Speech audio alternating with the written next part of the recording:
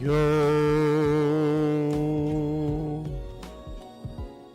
Hello, hello, hello. There we go. That's what I like to see. What's up, Madsy? What's going on, Vin? Musty, lovely to see you. How's everybody doing? What's up, folks? What's up?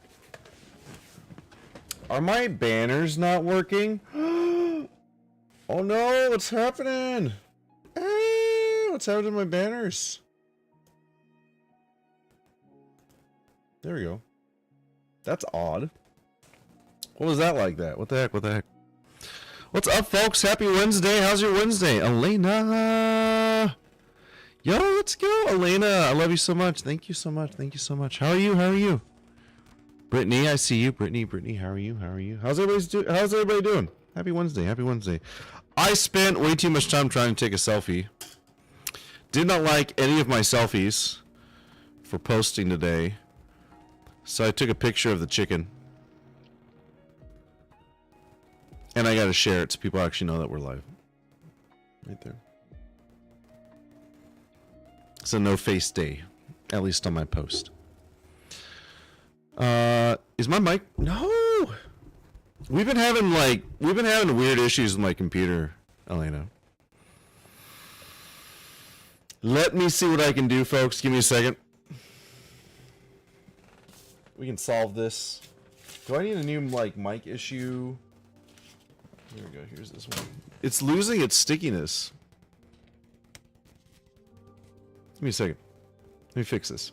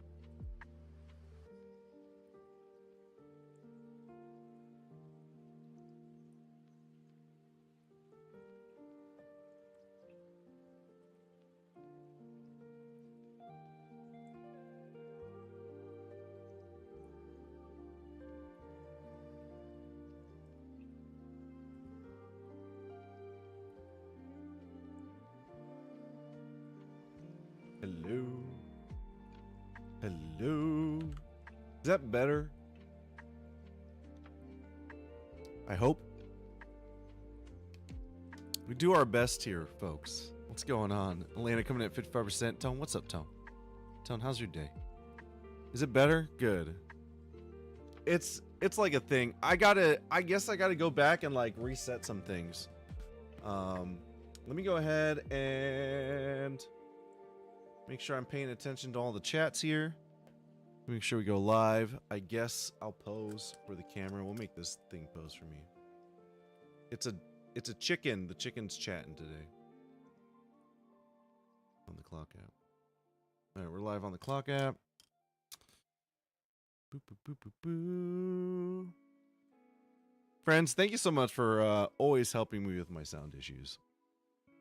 It's some kind of weird quirk with this setup or something. Or my computer. Technology is weird. This is kind of how it is. See here. Vin, I got you. We'll make that happen. Folks, I got stickers. If you want to check them out, they're in my Etsy shop. You can check my link tree. It's a place to find it. I'm using these. I'm giving out some freebies too. These cute little ones that I've made. I was going to give out a whole bunch of them, but they're really hard to cut, so I'm giving these little freebies too. They're super cute. Hi, Ems. Hi, cutie. Hi, cute kid.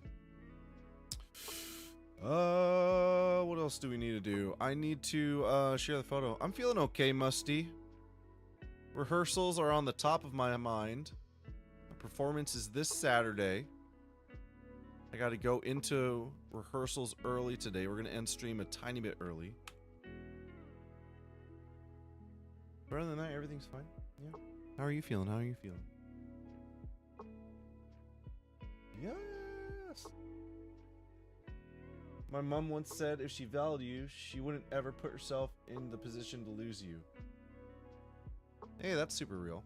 I like that, Tone. Thank you, Tone.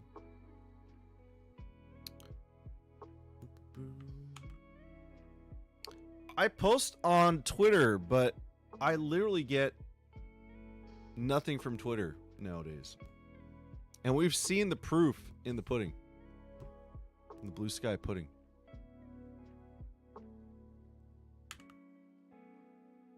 That Twitter posts do get suppressed. We see it. It's happened. Alright, have we posted all the places? I think we have. Yo, what's up? Welcome in, welcome in, welcome in. Musty, thank you so much. I appreciate it. I wasn't feeling that good about it this morning, honestly.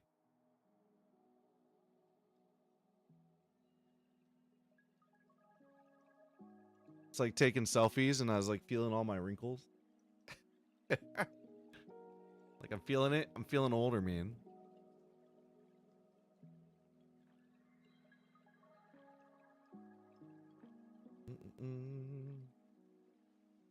Okay. I think we're good. I think we're ready. I'm going to go ahead. We're going to get things started. Our main goal today is to focus on the game development. I'm going to keep on doing my website stuff. I can show you this. We'll do this real quick. Just for a minute, just so y'all can see what I've been doing over here as a brief update. Yo, what's up, Starlight? Starlight, how you doing today? Folks, this is our coworking day. Coding and coworking day. So really, this is about a day of hanging out and yapping. And I encourage all of you to find something to do while we're doing this. It's going to be a short stream today on account of the fact that I am deep in rehearsals and tech week or singing. I wake up, let me tell you, I wake up every morning and one of the songs from the musical is in my head. Like I'm singing in my mind when I wake up. Code Crunch, this is a long running situation. We're going to be doing this for like a year, 2 years, probably. That's a sit. That's a sitch. Are we? I see you over in the clock app. Let's go. Let's go. Riles, I see you. Riles, how are you? How y'all doing over there? Thank you for coming in and hanging out on the clock app side. I appreciate it. Appreciate it. Let's do this real quick, folks. Boo, boo, boo, boo, boo. CD, game tangent, site. Let's open up our code editor.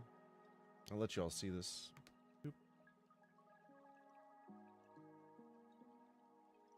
Chat should be popped. Where's my chat? Where's my chat? There it is. I'm gonna go ahead and do a little pull request really quick on GitHub. How do I do this? General updates to site. That's such an awful commit message. And then let me get over to GitHub really quick. Where's my GitHub stuff? Work folder. This right here. Coco, what's up? What's up, Coco? How are you? Yeah, one day it'll be finished. I mean, because we know that we're going to be spending months and years at this. Each day will be a different day. We're just in the early stages, that's all. Let me create this pull request real quick. GitHub, for everyone that doesn't know what GitHub is, yo, what's up? Ames, you just got affiliate, didn't you? I saw your post, but I didn't have a chance to react to it. Is that correct? Can you confirm that for me? I know you're lurking, but I'm just giving you a shout out. Folks, go give Ames a follow, please. Just got affiliate. Just got affiliate. So, GitHub is version control, folks. Just fish. Geez, Code Crunch coming in hot today. Man. Whoa. Whoa. Folks, can we get hearts in chat for Ames joining the affiliate community? Let's go. Let's go. Let's go. Just stopping by. Aiko, I appreciate you. What's up? What's up, Aiko? Thank you for coming in. What the heck? What the heck? At work, please have a good work day. I'm going to try to have an amazing stream. Of course, of course, of course. You're handsome, doing great. I'm proud of you. Never give up. You're loved. Peebs, I appreciate you. Thank you for coming in. So sweet. Thank you, thank you, thank you. I thank you for that awesome message. I appreciate it. I feel lovely already. Can we get a heart? Can we get hearts in chat from Peebs? The awesome palm. That's a very cute profile pic too. Very cute profile pic. Okay, let me go ahead and do this. GitHub is version control, folks. So basically, how do I describe this? You have your main branch. I'm probably going to do this horribly. You have your main branch, and this is like your website, your video game, whatever you're working on software-wise, right? And then you create a second branch, which is a duplicate of this guy right here, and you do all your work over here. And after you're done doing your work, specifically on like a feature, not the entire project, but like a feature, one specific task, you test and make sure that everything is still working as it should, and then you merge it over, and then it becomes the main production branch. At least that's my understanding of it anyways. So that's what we're doing right now, is I'm doing some work. I want to show it on the site, so I just merge stuff over. It'll take a minute to populate, and then you should be able to see it here. What's that code to do localhost? Isn't it npm run dev? Is that what it is? It is. Is it working? It's starting.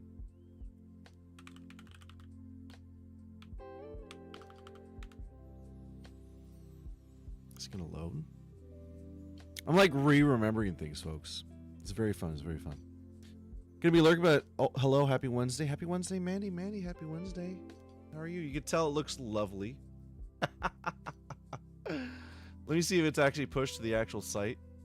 People got to come to the site and be like, what is this? So this is what it's gonna look. It's really just a holding pattern. I'm gonna fix this. I'm just getting used to the idea of what I'm doing here. If you click on this link up here, it should take you to Dreamy Bingo, which hasn't been worked on at all. Let me hide my webcam for a second.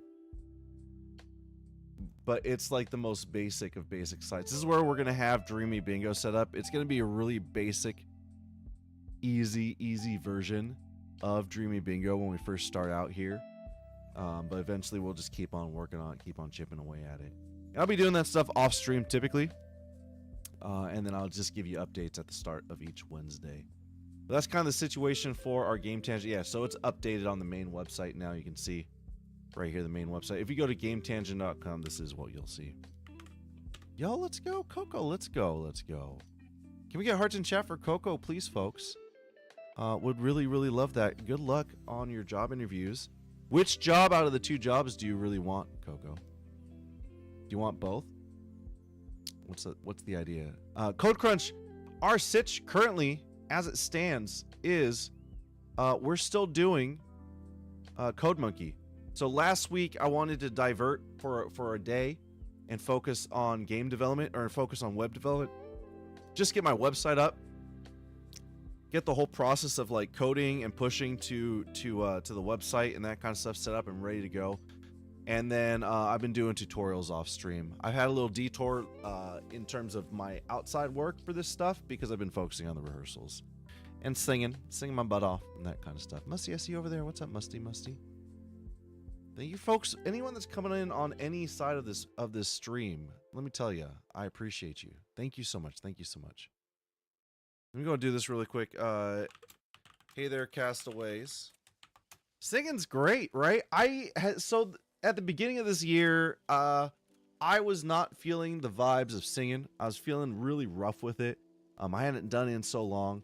I remember me and my friends, new friends that I made, part of this like little group club of actors that I met through the acting programs I've been in. We went out and did karaoke, and man, I was having a hard time. Like the social anxiety was just overwhelming. Trixie, I love you. Oh my God. I see you. Thank you for the lurk. I was feeling like so much social anxiety trying to sing that kind of stuff. But now I'm in a musical and I sing like every week because of rehearsals for musicals. And let me tell you, I posted this on Blue Sky when I was driving home last night. I felt like any song that came on my random playlist was like, I felt like I sounded so good, which is like a rarity. Typically I've read or I've heard there's a saying, there's two types of singers in the world. There's two types of people that sing in the world. One that feels like the type that feel like they're singers, and the type that will never feel like they're singers. And I'm the second type. I feel like no matter how good I sing, how good people tell me I sing, I'm like, no, I don't, I'm not that kind of. But last night when I was singing in my car, whether it sounded good or not, I thought it sounded pretty good. And it's kind of like an extra bonus because I'm singing at rehearsals so much, and we're so focused on trying to hit those right notes and getting, good harmonies and that kind of stuff. First job was in a fast food restaurant, and I recommend it greatly. I'm so happy you had a genuine fun. I'm definitely the second type too. Yeah, definitely 100% the second type. I did not like the food service job I had, but it wasn't in fast food. I tend to hear that like the food service fast food restaurant environment is not fun, but I love to hear that there is an alternative perspective to that. 100%. I actually don't have any water, coffee, or oatmeal with me right now. I have to grab that really quick. I'm gonna get this open really quick, and then I'm gonna grab my water, and then we'll do all the things. I'll get the hydrate aims as well. But last we left off, folks, this is where we were at. I think we're supposed to be working on the kitchen object parent right here. I still got to create some different accounts. I still got to continue going through the Code Monkey tutorial. That's where we're at currently. I'm going to open up this video right here. And we haven't been taking notes, and I know that's probably pretty bad, but I'm trying to just like, if I need to figure something out, I'll just search for it, and if I really, really need to figure it out, I'll just go back to this tutorial and hunt around as our like main goal. But we're gonna work on it looks like kitchen objects today. Right here. Dedicated video on scriptable objects. Then if you want, you can also watch some more videos where I will. It's so bad. I need to. For example, I should get some tea, honestly, but I got coffee right now. Objects, or the hydrogenated crafting system, which again also uses scriptable objects. Okay, so this is done. It's working. For everyone that doesn't know, by the way, this is a coding and co-working stream. We have other streams throughout the week on Mondays and Tuesdays. Typically on Mondays and Tuesdays, we have Animal Crossing. On Wednesdays is our coding and co-working. On Fridays, we have our community happy hour in Fortnite. Saturdays, we have Stardew and art. So those are the things you can find me on. You can actually check over on the Purple Apps schedule. It'll post you my stream schedule in your time zone as well. Yo, what's up? Oh my God, Fern, thank you for the crown. What the heck? I love you. Thank you so much. Super sweet. I appreciate that. Thank you. It's kind of worried, but thank you for telling me that. I also want to go with McDonald's because I have programs to help with college. Oh yeah, very good idea. And IT certification. Let's go. One of my buddies, he's working for Chipotle. And Chipotle was allowing him to go to Arizona State University, I think, for free. You'll have to look into that yourself. And then let me catch up in chat really, really quick. You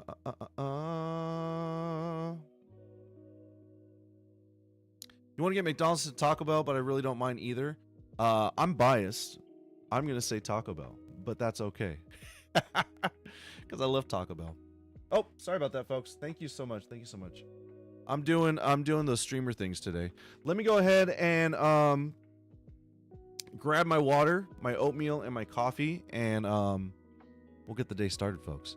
If you can, before I step away, for the 2 seconds I step away, tell me your favorite place to eat, style of food. You don't have to say, especially if it doxes you, don't say it. But if it's like a generic like chain, favorite chain, give me your favorite chain restaurant. There we go. Give me your favorite chain restaurant, and then give me your favorite thing to eat in general. I want to hear that. I'll be right back. I'm just come back in a little bit, okay?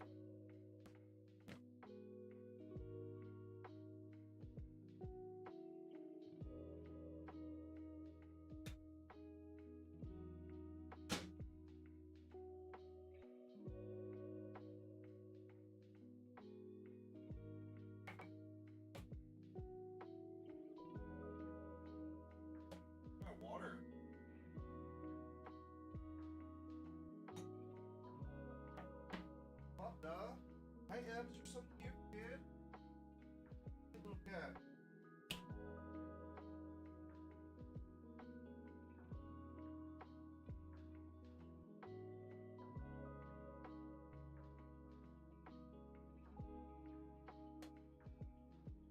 Wait, come on, kiddo.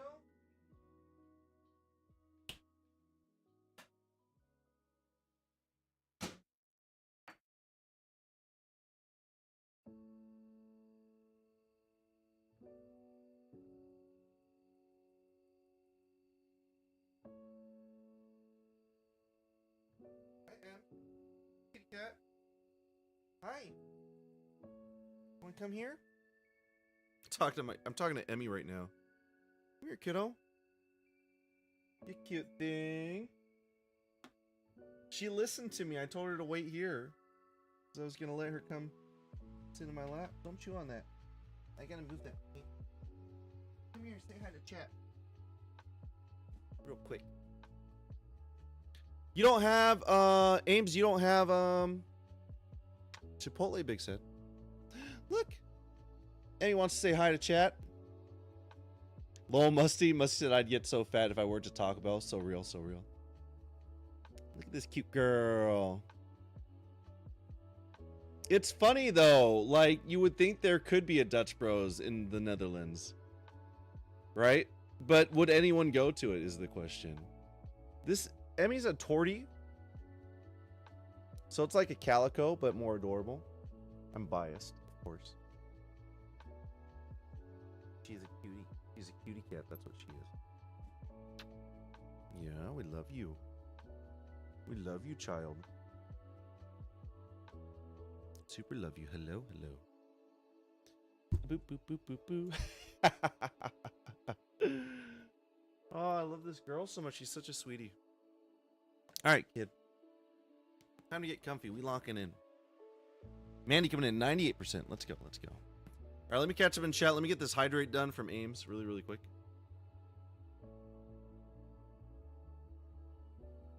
Emily, you got a bobtail calico? Her name is Vidal. Vidal. After Dragon Ball Z. I barely watched Dragon Ball Z.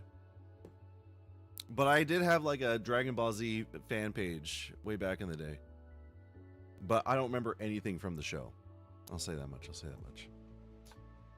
Folks, if you want to, please share this.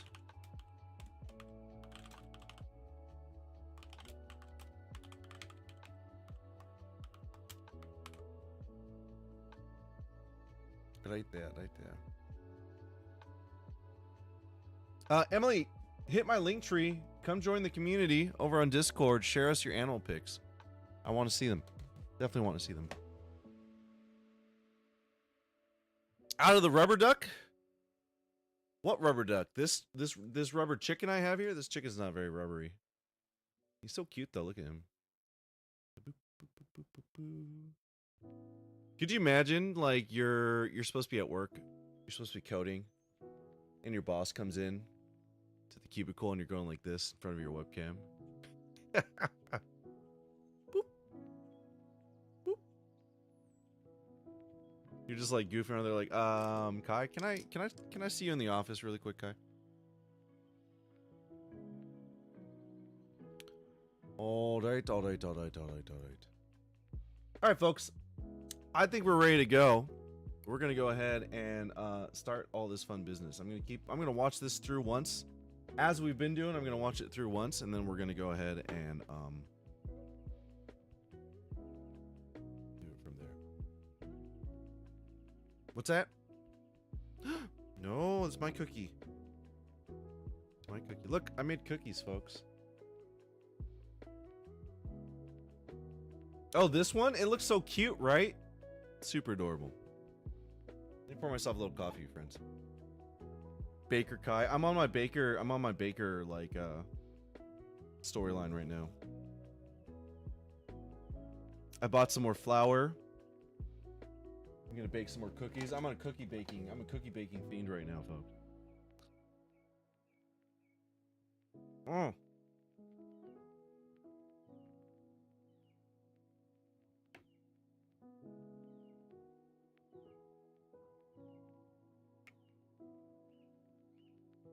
I got crumbs on my cap. You're like, I don't mind. You can't have chocolate, kid. No chocolate for you. Great. Now let's continue to the next lecture, where we're going to help the kitchen object know where it belongs and help That's each the thing I'm counter thinking know about. what kitchen object is on top of it. I want no. Bad girl. She pawing at my food. I want to get good at making cookies, so that I can start making cookies during the holidays. That's what I want to do.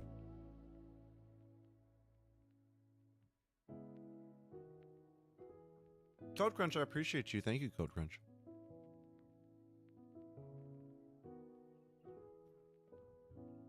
Hello and welcome, I'm your Code Monkey. In this lecture we're going to create a kitchen object parent, meaning that the kitchen object will know where it is and the counter will know if something is on it. This is important so that later on we can pick up a kitchen object from one place and drop it in another. Okay, so here we have our player. I can move towards this counter, interact with it, and yep, spawn a tomato. Then on this one spawn some cheese. Okay, great. But I cannot do anything else. In fact, if I interact a bunch more times, really all I did was just spawn a whole bunch more cheese. So instead, I want to be able to spawn some cheese and then pick it up. So let's think about exactly what that means. We want a kitchen object to essentially be placed on a specific place. Based on the design that we're trying to implement, we're never going to have a kitchen object just randomly strewn around the world. We're not going to have tomatoes all over the floor. Instead, the objects will always need to be placed somewhere, and that somewhere can be either a counter or it can be being held by the player. So essentially that means that each kitchen object is going to have some kind of parent that it's attached to. We're going to make sure the counter knows if there is a kitchen object placed on top of it, and we're also going to make sure the kitchen object itself knows where it is. So first let's do that logic over here on the counter. So on the clear counter script, Making cinnamon roll cookies, chocolate pepper and thumbprint cookies, sugar cookie bars, eggnog blondies, and a big old gingerbread boy. Brady, you gotta show us some photos. When you got them done, I want to see that spread. I don't even know what half those look like, honestly. I want to learn all the things. Be my teacher. Be my my Jedi master. My Jedi cookie master. Brittany, please. Yeah, it sounds yummy though. It sounds yummy like Mandy's saying. let's keep a field for a kitchen object. I appreciate you. So just a simple private of type kitchen object. Then when the player interacts with it, by the way, we can get rid of these debug transforms, debug logs, we no longer need them. Okay, so when the player interacts, so if the kitchen object is null, you gotta have milk with cookies, if so, right? then we're going to spawn it. Then when we spawn it, let's assign it. So this one equals the kitchen object get component of type kitchen object. Okay. So if that one is null, we spawn it and we assign it. Yeah. And just with this, we should have fixed the issue where we Pancakes can sound spawn lovely. infinite objects. So over here, I can interact, and now if I interact a bunch more times, and I'll look in the hierarchy inside the clear counter, and I go inside the counter stop point. Nope, there's only one tomato. Okay, great. So with this, basically, we made... I'll say this because we're having like food motivated conversations. I've been learning how to cook things from scratch. I already do that generally. Like I don't use a lot of like refined foods. I don't make a lot of like mac and cheese boxes or things like that. Sometimes I do because mac and cheese is yummy. But anytime I made pancakes in the past, I always used like a mix. Unless it was like sourdough pancakes because I had a special recipe for that when I was growing sourdough. But I have expanded my mind. We're starting to do things from scratch with like flour and egg, different things like that. And pancakes was one of the first things that got me on that track. That's why we're making cookies, is because I was like, one day I was like sitting there and I was like, I want to make some pancakes. And I was like, I don't have any pancake mix. And I was like, I don't really need pancake mix, right? I could just make pancakes. I have flour. What else do I need? You know what I mean? Live, laugh, love, mac and cheese. Lo, I love you. So hilarious, so hilarious. Best mac and cheese though. There's a YouTube channel called Epicurious, and they did like 5 or 3 top chefs test out all the mac and cheeses. And Kraft Blue Box mac and cheese was the best. It was the highest rated one. And I was like, how do you do that? How do you make that happen? Out of all the box mac and cheeses, Kraft is the one that wins out. But I'll say this, if you're ever in Lake Tahoe, I think South Lake Tahoe, I don't remember, there's a north side of the lake and the south side of the lake. If you're ever in Lake Tahoe in California, go to this place. It's called, I'm forgetting the name, McDuff's. It's like, I think it's an Irish pub, and they sell a truffle mac and cheese there that is the best mac and cheese you'll have ever had, in my personal opinion. It's not like I've been everywhere trying every mac and cheese, but if you're ever in California and you ever find yourself in Lake Tahoe, this is for you, Abe. Go to McDuff's. Go to McDuff's. I like to mix all the dry ingredients for pancakes stored in a container. That way, all I need to do is add water or milk when we have them. You gotta have eggs, right? I did one without eggs and it turned out okay. I thought that one with eggs tasted a little bit better, a little bit more yummy, in my opinion. All right, Clear counter, know if there's something on top of it. Now let's do the other side. So let's go into the kitchen object and make sure that it knows where it is. So over here on the kitchen object script, let's add a simple field for a counter. So private of type clear counter for the clear counter. This cat is so cute. And now let's just basically make 2 functions, one to set it and one to get it. So a public void set clear counter. And we're going to receive a parameter of type clear counter. Okay, great. And then we're going to have a public return a clear counter for the get clear counter. And we're just going to return our clear counter. And on this one, just set this.clear counter equals this clear counter. Alright, so on this function, we're assigning this field, and on this function, we're returning this field. So now back on the counter script, we get the kitchen object reference. So on this one, let's call set clear counter and pass in this one. And if it is not null, so if there's something on top of this, let's just do a debug.log. Let's go onto the kitchen object and get the clear counter. So we should be able to click once and spawn an object, and click twice, and the second time we should be able to see the name of this clear counter. Alright, so over here let's approach and click, and yep, it spawned. Now click again, and yep, we've got the message. This one is on the clear counter. So okay, great. We'll so far, stop so good. here and I'll just kind of explain what he's explaining to us right now. What's happening is that we're wanting to create one specific action. He wants to pick up this tomato, this object, and carry it with the rubber ducky that's in this the player character, right? But instead of being like, oh, I got to do this all at once, he's breaking it down into individual pieces, right? So what's happening is when you click on the counter, if there's a tomato on the counter, the tomato needs to disappear. Then the tomato needs to appear on the character and move with the character. That's what he's working on right now. And so he's starting with the first part, which is when you click on it a second time, if there's something there, it disappears.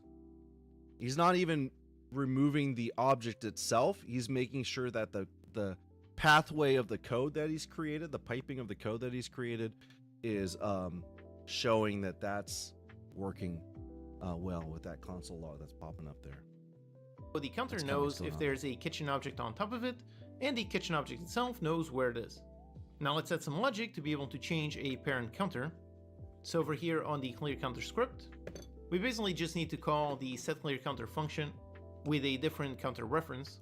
So just for testing, let's add a serialized field for the second counter, so clear counter for the second clear counter.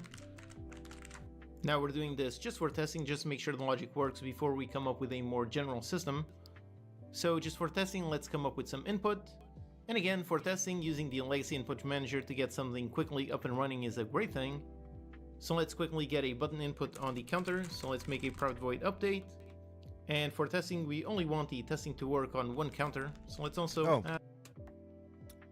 I'm totally still thinking about food. If you have pancakes, I got a tip for you. Instead of using milk, use creamer. Use flavored, if you have flavored creamer in your house. I don't remember the portions, but during the pandemic, when we didn't have access to milk, because we weren't going out regularly shopping and that kind of thing, we had creamer though. I used that to make sourdough pancakes. I had like cookies and cream sourdough pancakes. Whatever flavor they have in that creamer, oh, it's amazing. It's like the best life hack ever. It's probably really unhealthy for you, but you got to try it at least once, folks. Hoku, what's going on? Hoku coming in at 76%. Hoku, how are you today? It's lovely to see you on this Wednesday. How's your Wednesday? Add up here, just a bool testing, and then on update. What's up, folks? Welcome in on the clock side. I see you over there. And we have the input.get key down on, let's say, the It's T so key. good, let me tell you. So if you have that, then we can run some kind bust of out that testing Nutella. code. Let's go. So let's say, for example, if the kitchen object is not I null, see over here. What's up? so if we have something on top of this kitchen counter, let's go into the kitchen object and call setCounter, and let's pass in the second clear counter. So basically with this, we should be able to interact to spawn an object, and then press the T key, and we should be able to see that object be set to a different parent. So here in the editor, let's just set that. Let's say this one is our main counter. So let's drag a reference to the second one, the second clear I know you always try to counter, get mega and make this sus. one the testing script. And also just to verify that it worked over here, let's do a get. It's kind of funny because his name is Code Monkey. Can I bring up his profile picture really quick? His name is Code Monkey. And I think he sounds like his character. Like it fits so well. But I think he looks like, this is what he looks like, I think. Right here. I'm assuming this is him right here. Right here. But I love his little graphic, his little profile pic and everything. It's very cute. Very adorable. Clear counter. Alright, so let's test and see. Okay, Mandy, so here we are. Let's approach this one. Mandy, I appreciate you. Thank you so much. Spawn tomato. Star, and now if I interact again, yep, it says the tomato is on this clear counter. Now if I press very the testing key, cutesy. yep, there you go, the tomato was moved onto the other counter. Okay, so the parent changed, the logic worked. However, obviously we have two big issues. The first one is just a visual. Cute. You can see the object is still placed on top of this counter, even though technically now it belongs to this one. And the second issue is that this counter still thinks that it owns this kitchen object. And this other counter does not know that it now owns this object. So we need to sort all of that. First for the visual and section. Thank you so much, Mandy. I forgot. We're supposed to have a little countdown clock. We just vibing like we were just going to do so much learning today. We're supposed to have a Pomodoro clock up on the stream. And I completely forgot that that's what we're doing. Let me find my Pomodoro stuff here real quick. Let's bring this over here. Is typically where we find it. Not that. Whatever that is, that's not it. Let's see here.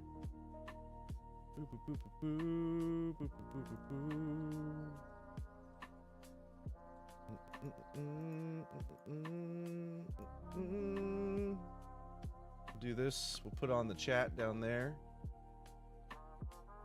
Very good, very good, very good. And then we need to do that over here on this side as well. Perfect. Oh, this needs to get moved below the stream avatars and other things. There we go. Great. We'll start that now. Very simple. Here, when spawning, we're doing dreamy hunts today point and then setting the on our position break to 0. times. That's the sitch. So we'll do an whenever extra we move long to one a in different between. second parent, when we do that, we can just ask that second parent to return the countertop point and move it there. So for that, let's make a function to return that. So public, My head we're hurts. going to Are return we? transform. So get the kitchen object. Went to sleep with a headache, woke up with a migraine again, plus I'm super sick. No, are we? No, big sad, big sad, big sad. I feel icky, my ears are clogged, my nose is running, I feel dizzy, my brain fog is so bad, my lips are infinitely chapped for some reason. Sorry. No, you're good. Folks, can we get hearts in chat, pretty please, for Are We? If anyone's feeling sick today, feeling unwell, these hearts are also for you. Let's spam the chat really quick. Get some hearts in there for Are We? Some healing hearts. I feel like a Care Bear. And I'm like, boo, like hearts are beaming out of me. Hilarious, hilarious. Yo, what's up, Star? Star, how are you? How are you? I'm good. Everything's fine over here. Rehearsals are going good. I got a performance on Saturday. I don't think I'm gonna be that nervous. It's a staged concert reading. So the script, we carry the script we're holding. Actors love our scripts, right? It's like a safety blanket. It gives us comfort. You know what I mean? So I get to carry my script with me. I go up and I put it up on a little music stand and I sing into a mic. And I take my script and I bring it to another stand. And I look at my scene partners like this, but I always read the script as part of the experience. So I'm excited. I'm excited. Less nervous this time. Less nervous. Got a tap performance? Let's go. Star, Maird. Pretty please, Maird. To you. For anyone that doesn't know, good luck for dancers is Maird. You just say Maird. That's what you're supposed to say. I've been trying to hide my sickness from work because I've already called out so much. They get mad for being sick at work, but they also get mad at you for calling out for sickness. That's such a standard situation. This is why I always recommend to people is, I don't know what your job situation is. I forget, Are We? But if you're in one of those sort of like open entry, like first jobs in life kind of situation, food service type jobs, I always recommend trying to find other like more career-based jobs. Especially if that's your goal, to work full-time all the time and try to make money that way and have a career, that kind of thing. Because when you transition out of these sort of like retail and like food service type places, you're going to get that less often. One of the things that food service and retail and places like that, how they operate, is they don't hire enough workers, right? They have their worker list is very minimal. And that's part of their way of cutting cost. And in doing so, they can't have anybody be sick because they can't bring people in because there's no one to replace you. So it's really on the fault of the industry, of the capitalists, for creating a situation where they don't have people to replace you because they're not paying good enough wages as well. That's the reality of it. That's the truth of it. That's the truth of it. But you shouldn't have to feel bad about calling out sick when you're at work. I totally get that that's an ideal situation. So you have my most of my sympathies, or you have my best of sympathies is what I'm trying to say.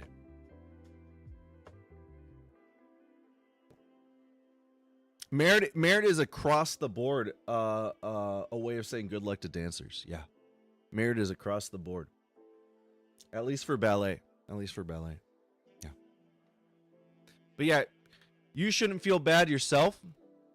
That's kind of on them, and hopefully that work and the sickness hopefully the work doesn't make the sickness get worse. Follow transform. So this is going to be our countertop point. So let's return the countertop point. Then let's go into the function on the kitchen object when we set the clear counter.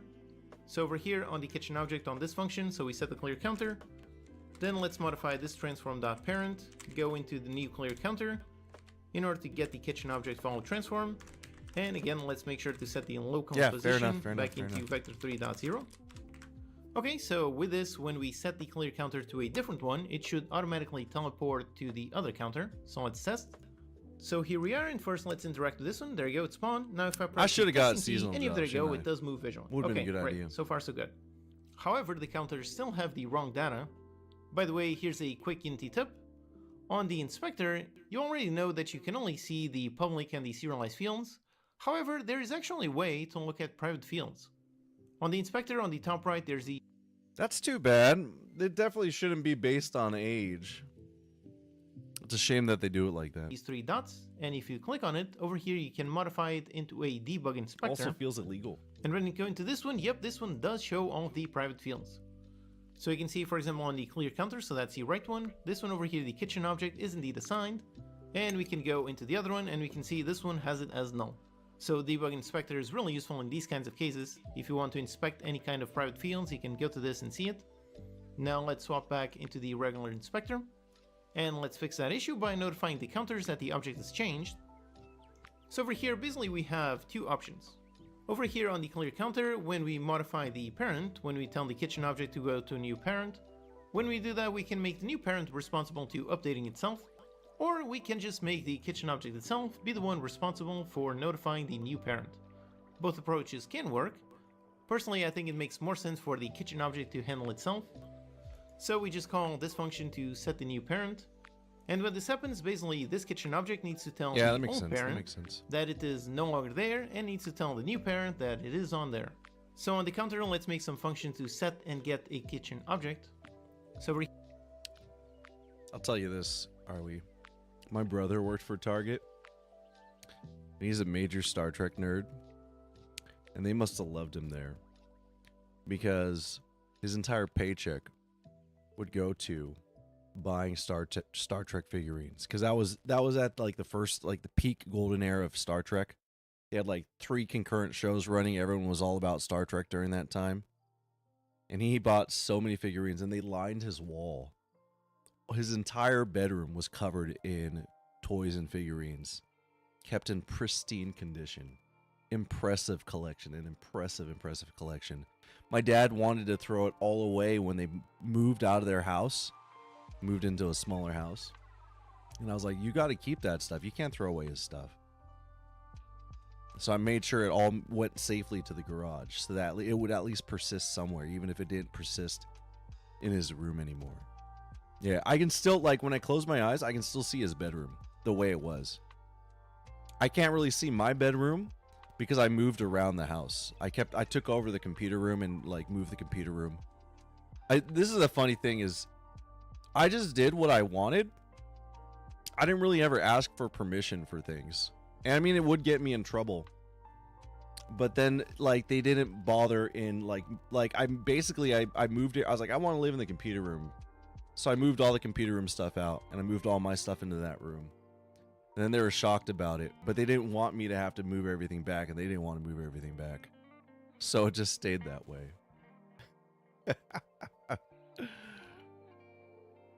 Yeah, it's really cool. I actually think it's really neat to have that kind of like interest, you know, and I have my brother and my family to thank for my like love of Star Trek, of course. It's one thing that me and my brother have in common, so I think it's pretty cool. Here on the clear counter script, let's go down.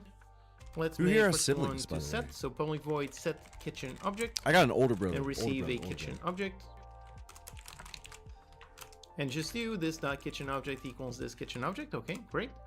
Then let's make a getter. So public return a kitchen object, get the kitchen object, and just return this kitchen object. Okay. Then let's also make one just to clear it. How's your older public brother void for you, clear Ari? kitchen object. And Is this he one nice? just sets the kitchen object into null. And finally, just a nice simple function to test if this counter has anything on top. So just a public bool has kitchen object. A half brother that you've never met before? That's exciting. That's kind of cool. That's kind of fun. You have 2 younger sisters. You all have like the genes of. Do you look like your mom or do you look like your dad, Mandy? I feel like sometimes you can tell. Me and my brother both. I look very much like my dad. I think as I've gotten older, I've started to look more like my mother. But I'm very much my dad, genetically, and like mentally in many ways, except I've like learned things. I've gone to therapy and that kind of stuff, of course. My brother, I feel like, is more like my mom. I'll tell you the worst thing. It's not actually the worst thing. I was just shocked. I don't think my dad, because English is a second language for him. We got to give him some grace. But one time he said, and maybe I'm misremembering this. I don't even know if I should say this out loud. He said to me, he goes, "You're like me. You have my genes. You look like me. You have good genes. Your brother has more of your mom's genes. He's more hairy. He's more." And I'm a little kid. I'm like, "Did you just say what I think you just said? I think you just said what I think you just." Yo, what's up, Tuna? What's going on? Like him and I are the same. We talk, we don't think. He'd probably make an awful streamer, honestly, especially in his older age, because he's become such a bitter Betty in so many ways. But I represent very much like when he's in a good mood, he can be such a jovial, like warm character, if that makes any sense. But he is such a bitter Betty underneath, and that bitter Betty has just completely come out and expressed itself in full. He's such a grouch nowadays, or at least the last time I spoke to him, anyways. Let me see here. Gianna, what's up, Gianna? So lovely to see you in the chat. How are you? Coming in at 41%. I got hearts for you. Right there. We're a good mix, but I think probably my mom, because we'd all out when we were younger. People would go, "Oh yeah, no question, you're all together." I love it. Musty, you're a spitting image of your father. I love that so much. For better or for worse, we are the product of our parents, obviously, right? Let me see. Me and my older brother have always gotten along. No way.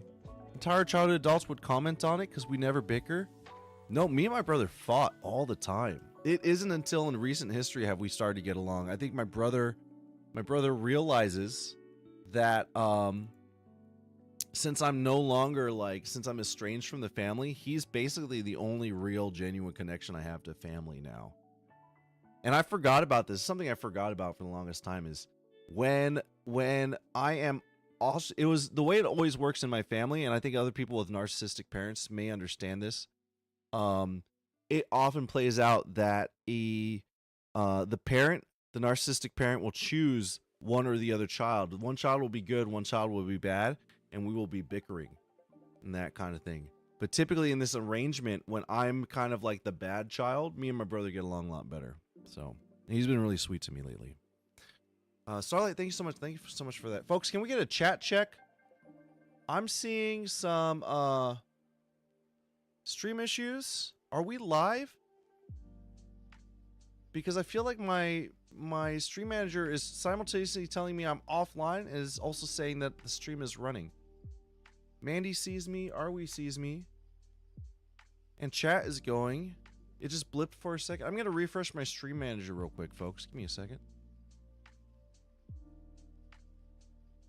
Just got some lag. Okay, good. Good. I see my bitrate is horrendous right now. It is quite atrocious. That's okay.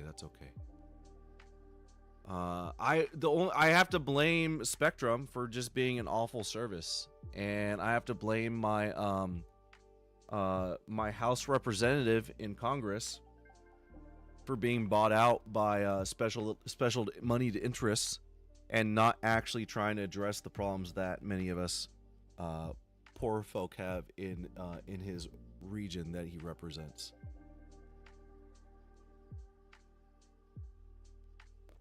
I got complaints, but we're not going to share them today. Let me keep on watching. And over here we just return if the kitchen object is not known. Okay, so some 4 very simple functions. Now if we go into our kitchen object script, over here when we tell it to change the parent, let's first go into the current parent and clear it. Ari, Musty's asking if you had fun with shopping with your sister-in-law, by the way. I don't think my parents were narcissistic, but for some reason my parents always thought my brother was really good and that I was some troublemaking child. Hilarious. I love it. Black Sheep. Black Sheep Club, unite. Let's go. Who else is a black sheep of their family? I want to know. Because I am definitely a black sheep in my family, 100%, 100%. When I literally would do everything in my power to follow the rules, even if they didn't make sense. No, I would do everything in my power to prove. This explains so much about me. I do everything in my power to prove that I love my parents and that I respect them and all these other things. And then I'm always met with, I don't respect them, that I don't love them, that I don't, because I don't listen to them 100% of the time. And if I don't listen to them 100% of the time, then I don't listen to them ever. And then I'm horrible and I'm disrespectful and I'm a failure. And the biggest thing, the funny thing is that I don't want to get too serious, obviously, but the funny thing is that all throughout my youth and my young adult period, I would like to say that in some ways I was somewhat of a hooligan.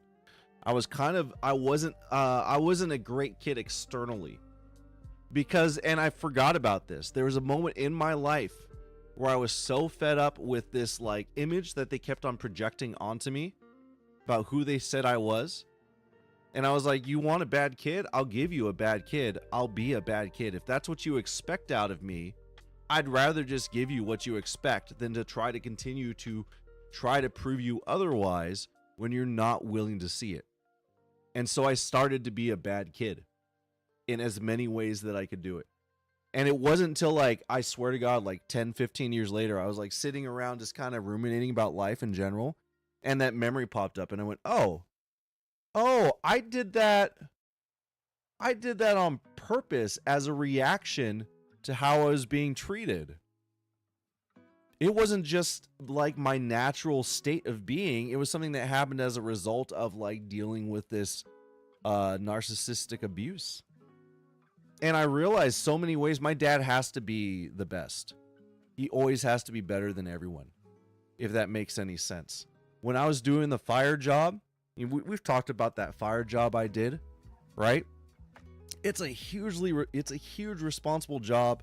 It involves me like setting up internet connections, getting streaming set up, managing a camera operator, making sure that I'm communicating clearly with them to get the right shots that we need while it's happening so that people are getting their evacuation notices.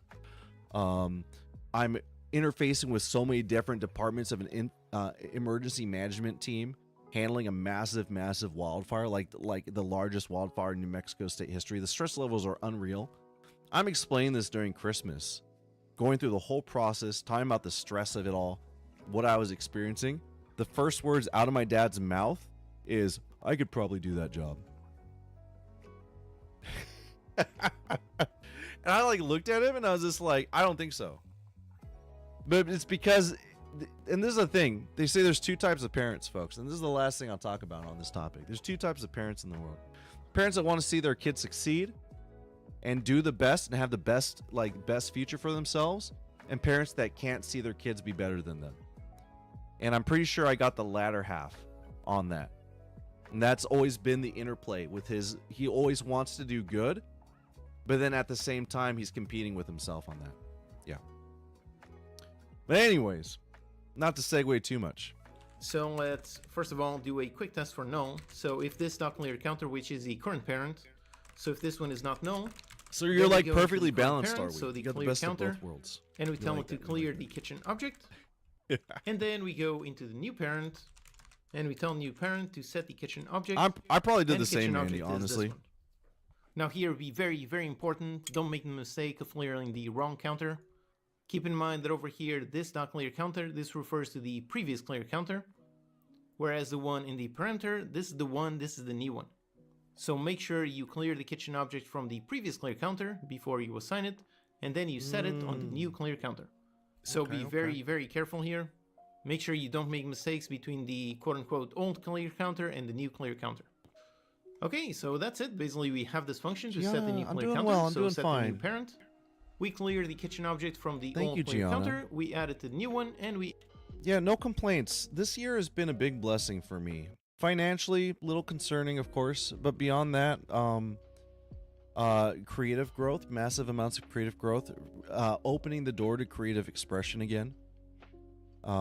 Just finding new levels of confidence left and right because of my willingness to come back into acting and embrace that and finding a community and all that. I can't complain at all.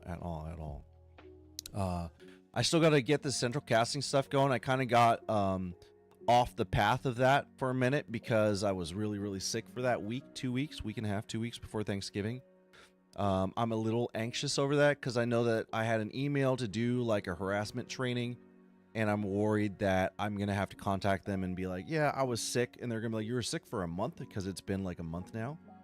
And hopefully not have to worry about that. I feel like because it's central casting and it's background work, that they really do just view me as like one grain of rice in a pot, essentially. So they're not going to really blink an eye when I contact them and say I need a new link or something like that. I suspect. Karma, what's up, Karma? Karma, love you. How are you? How's your day? Happy to see you in the chat. Update the visual. Now we can also add some nice safety checks here just to make sure we never make a mistake. The kitchen object should never be set to a parent that is already holding something. So before we We're doing dreamy hunting. Before we do that, today, let's make sure that one is empty. So over here, just do an if the clear counter, so that's a new one. If this one has a kitchen object, then it already has something on there. This should never ever happen, so let's do a debug.log error and say counter already has a kitchen object. We're going to eventually add tests to make sure that this never ever happens, but having the error here will be helpful just in case we miss something. So if it has a kitchen object, we're going to fire an error, but this should never happen, so we just set the error, update the visual, and so on. Okay, so finally, let's just go over here into the clear counter script. And down here we have the interact action. So we instantiate the kitchen object. We're currently repositioning it, and then we're setting this field, assigning it to this one.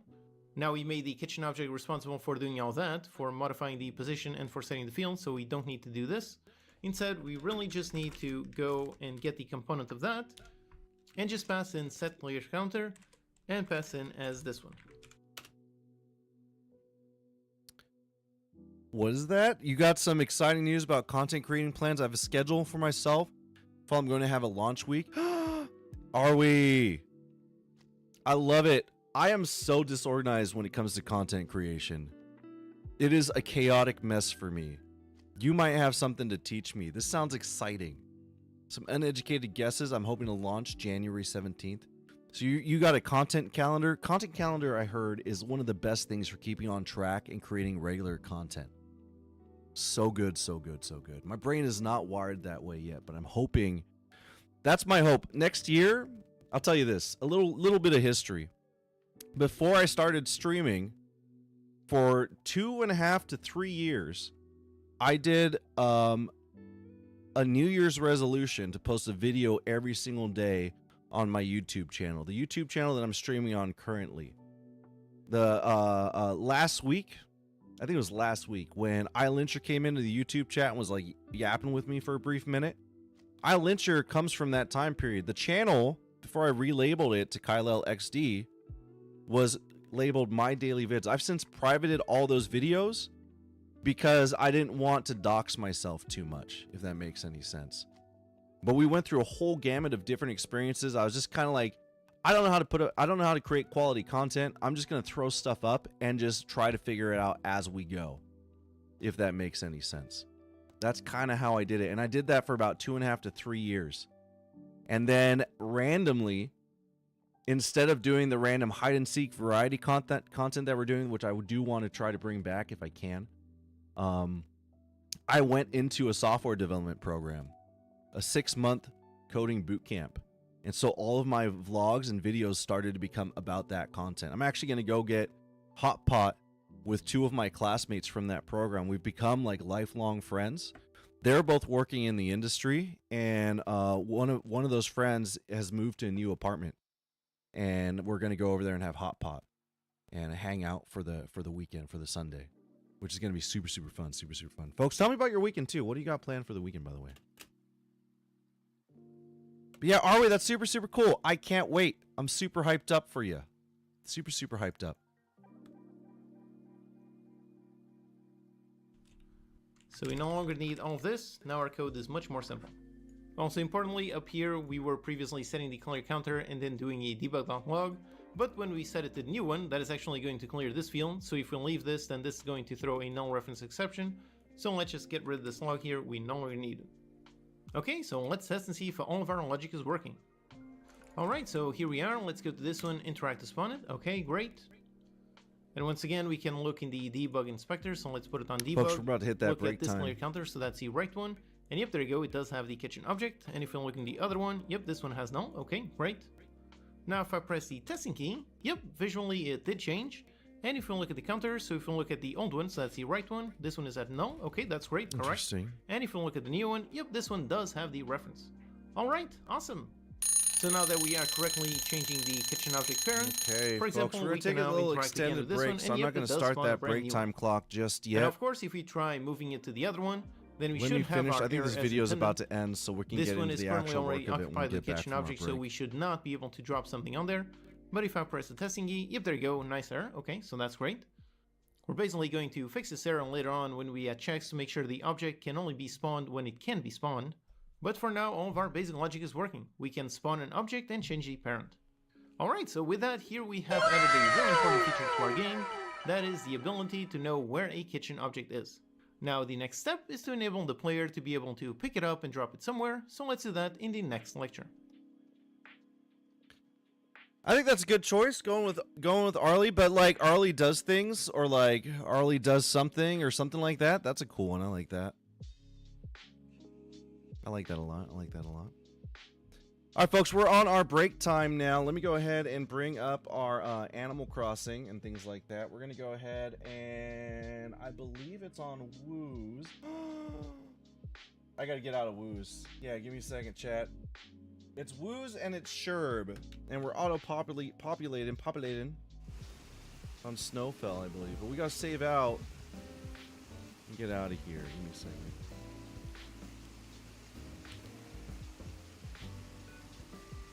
Nope. Hello. Sometimes these Joy-Cons don't work. Will it work if I do this?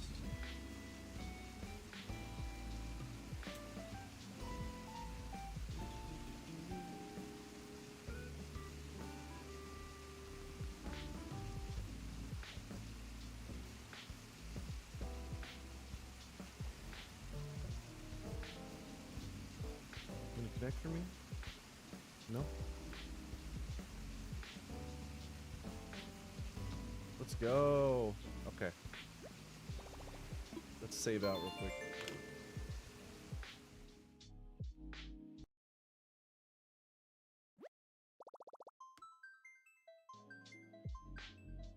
Kia, how are you? How are you, Kia? Great to see you in the chat. Hopefully you're doing well.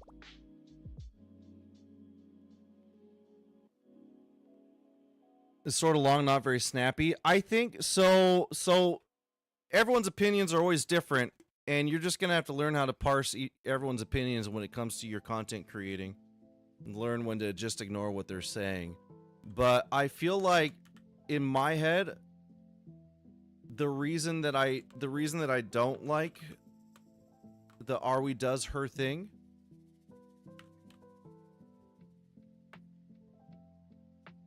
is I think that the SH makes it hard to read, right? But like, if we do like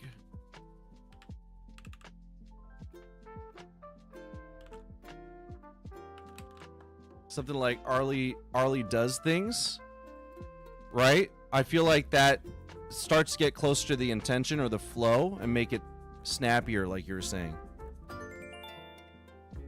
Right? I wouldn't say Arwie does things still doesn't fit, or doesn't like things is an odd choice as well. Or like I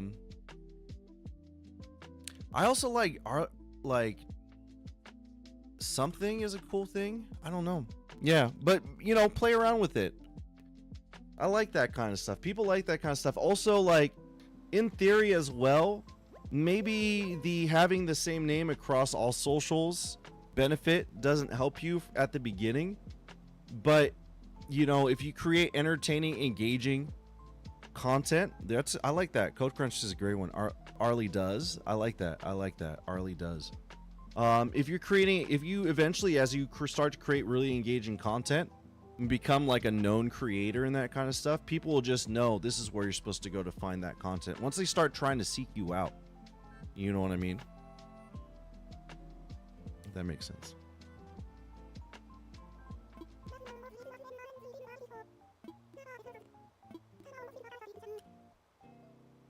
No.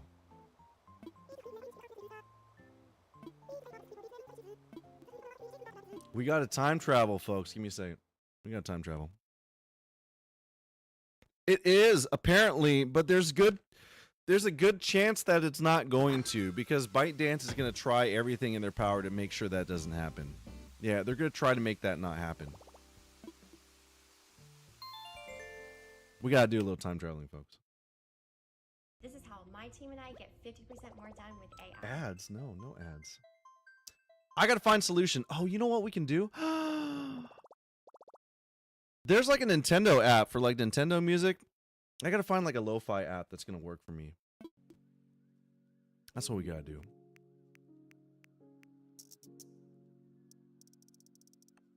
Did not save the game when I should have. You okay? Ems, you okay?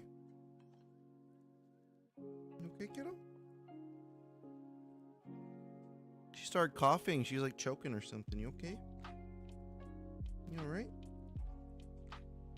Okay, you seem fine now. Poor kiddo.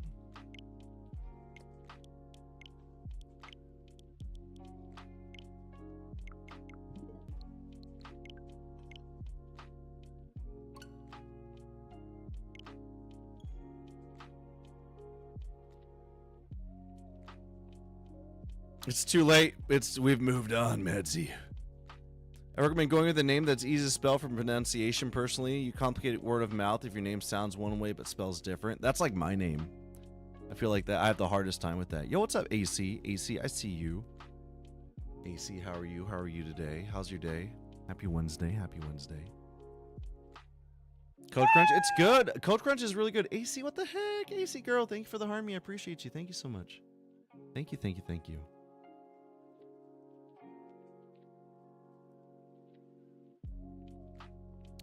I mean, TikTok is such a good way of sending you stuff based on vibes. Yeah, for real, for real, for real. A lot of what? A lot of what is vibes? That's a typo, right? Are we?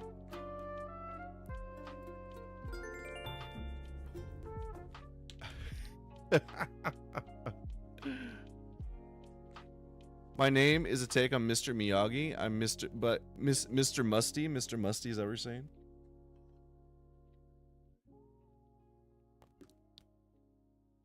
Yo, what's up, AC?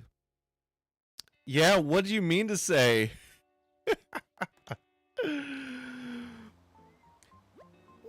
I was like, this gotta be a typo.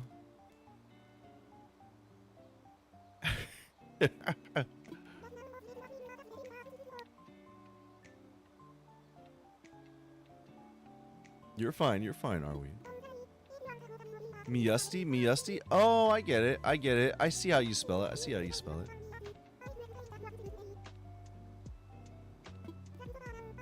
AC, how are you? How are you, AC? Alright, folks, we're going to go on this dreamy adventure right now. We're going to make that happen. Like I said, hopefully everyone's having a fantastic, good, decent Wednesday. Whatever you got going on.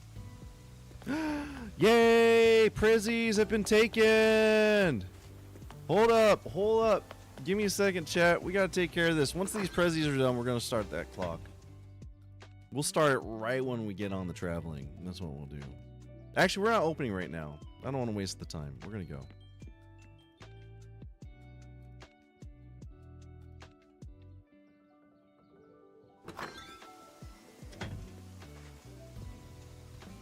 Did you? Good. I'm glad.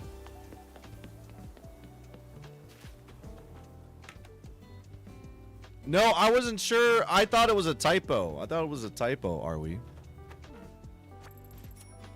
I'm not like a super huge fan of that stuff. Yeah, I don't really like talking about that stuff. For sure. For sure. Thank you so much, Manze. I appreciate it. I don't want to get into it though. I really don't. I'd like to get into it if on DMs. Wait. No, I know. Yeah.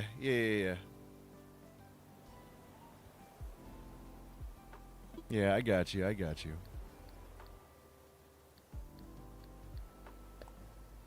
Let me put some stuff away, folks. I'd love to chat about it off stream. If you want to chat about it, we can chat about it off stream. But I don't want to talk about it on stream. For obvious reasons.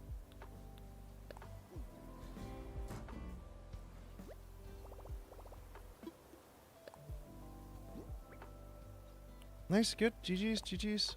Let me put this stuff away real quick, folks. I gotta get some Nook Mile tickets. I gotta donate some money. Where is my bell dispenser over here? Put all this money away. Madsy, thank you for the donations. I appreciate it.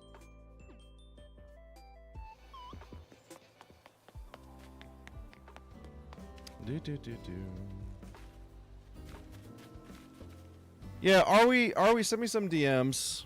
We can chat off stream. If you'd like to, if you want to. Let me find these Nook Mile tickets really quick. We should have like a bunch of these in here. No? Am I crazy? Do I not have any Nook Mile tickets? Oh dear lord. Give me a second. Hold up. We're going over to Oasis really quick.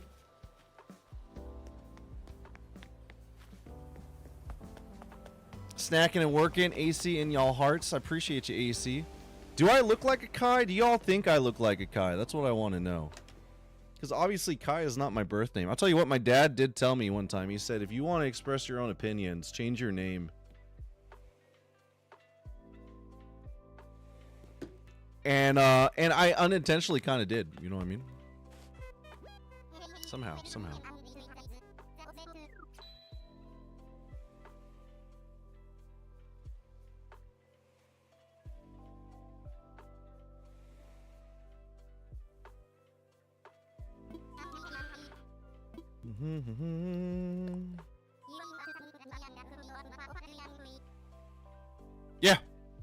Yeah, definitely, 100%.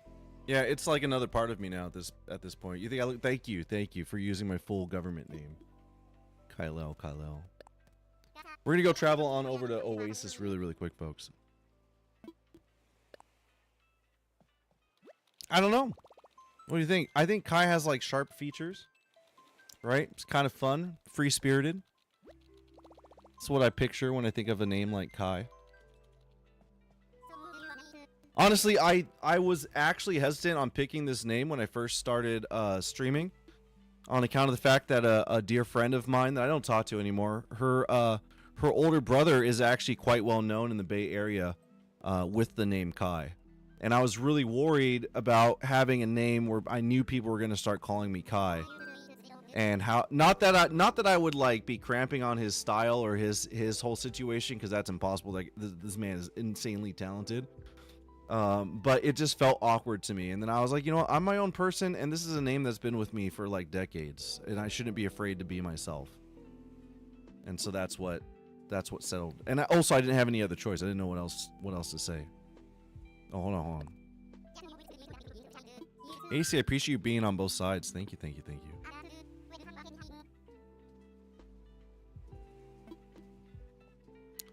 Most people know my real name now. I've had to dox myself for filming purposes. So that's real. That's super real. I just try not to make it too publicly obvious what it is.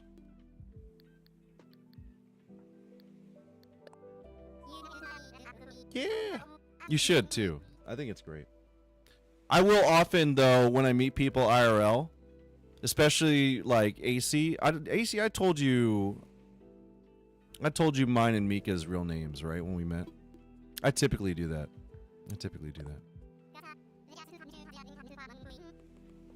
Think the vibes are better. That's real. Get a name change. Could you imagine? You'd probably be one of the few people with the name Winnie. They'd be like, how'd you get that name? We're like, I changed it. I'm that committed. I never use people's names. I just talk to them. That's real. You know what I miss?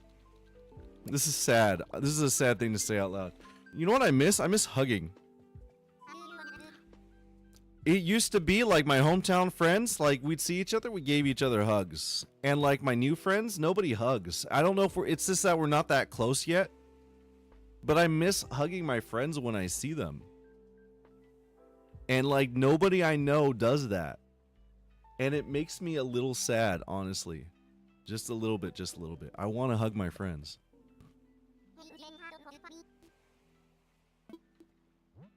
8v6 WD 8v6 8v6 WD. Yeah, hugs are good. People should have hugs. People should get hugs. 100%, 100%.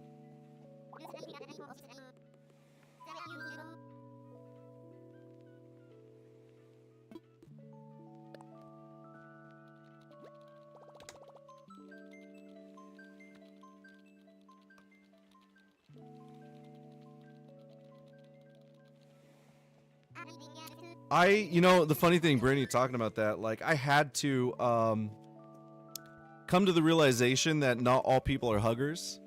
Because I would try to make my roommate, one of my roommates, I tried to make him hug me, but he is not a hugger. At all.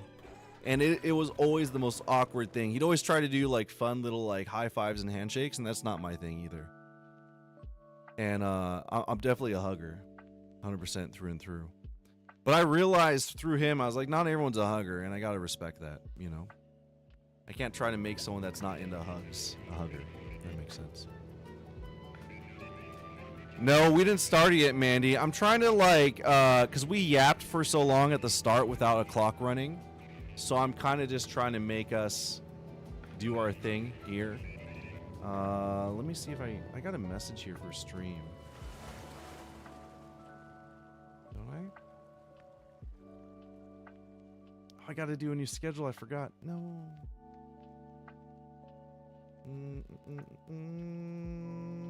Text. Text game dev coworking. There it is.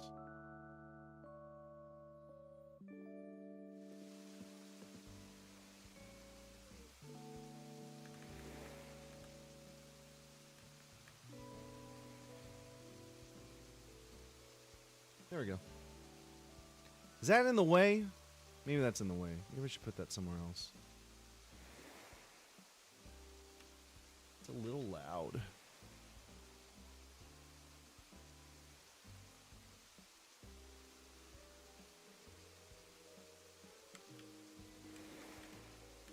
I'll put it there for now. That's fine.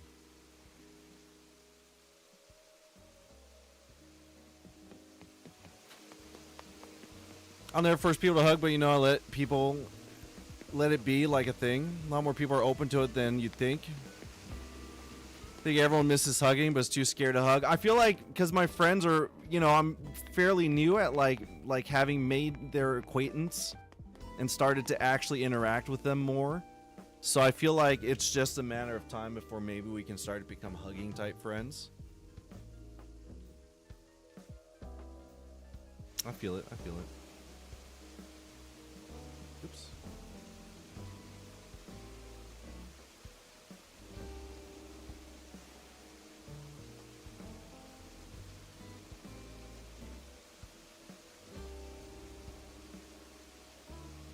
You wait for others to go in for the hug first?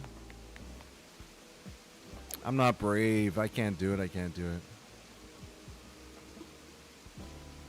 That's kind of what I was thinking. I know over on the clock app that chat has a lot of text flowing up.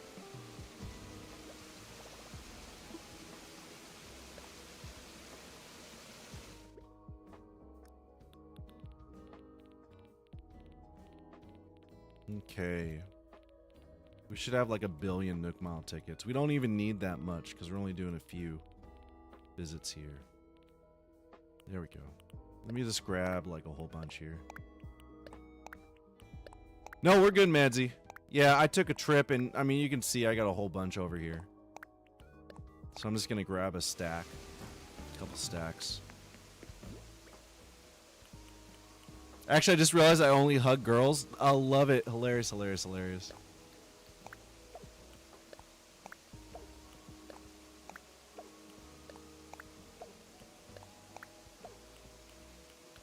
I'm pretty much like, I tell everybody I love them, and I try to hug everybody. At least I used to. I'm a little bit more like, I guess, aware that people don't necessarily want hugs right away, like when they first meet.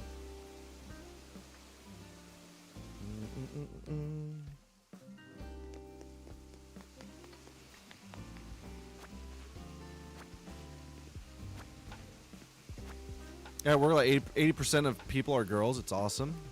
It's good. It's good. Okay, we're ready to go, folks. All this work just to get to our dreamy adventure. And I'm going to do like 1 or 2 travels before we start our break time clock.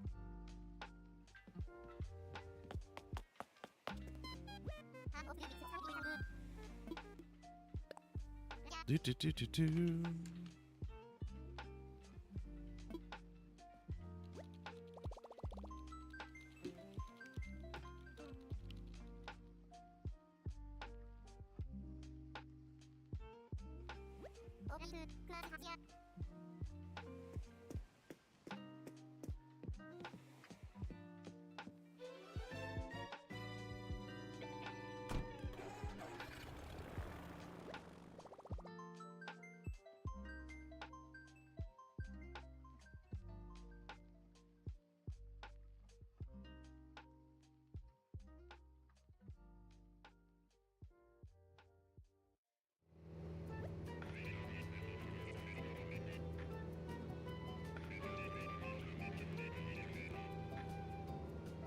Yeah, no, I felt that it was, even though it was our first time like in person, like seeing one another, like it was so natural for us to just hug and say hi. I loved it so much.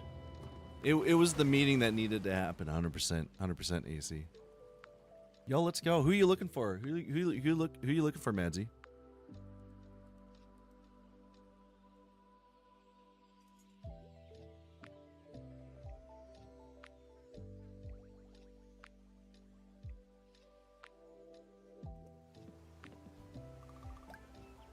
All right, we're ready.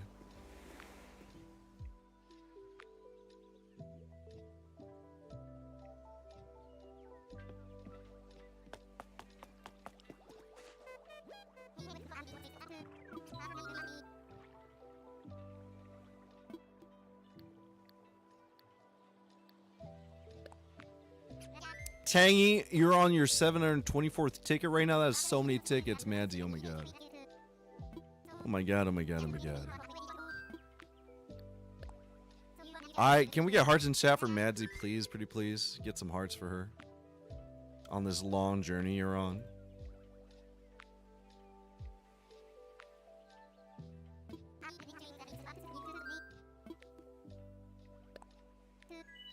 Alright, first one's free. Then we'll start the clock.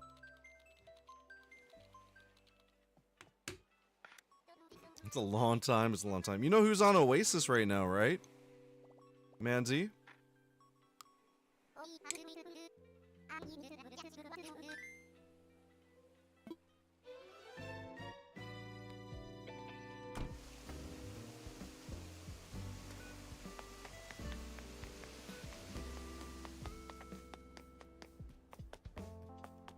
I'm seeing if she's home.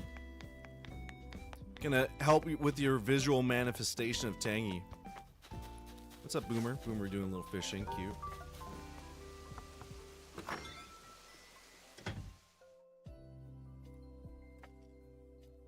Oh, hey, hold on. Twitch chat was missing. Big sad, big sad. Oh, she cooking today. We got a sleepover here.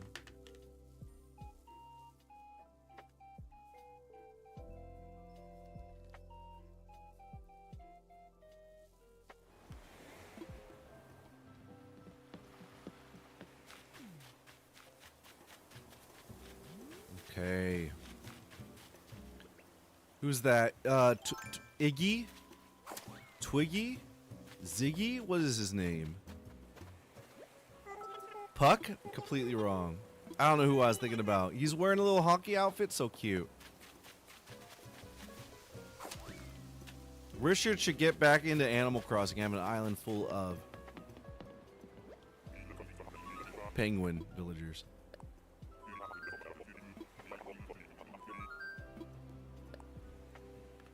We vibing. Look at this. We chilling over here. We just snoozing away. Tangy's cooking me up some breakfast. I didn't even realize, if you look really closely, I don't know if y'all can see this, but you can see like the actual like little things she's cooking in, little particles. She's making some kind of hash browns or something like that.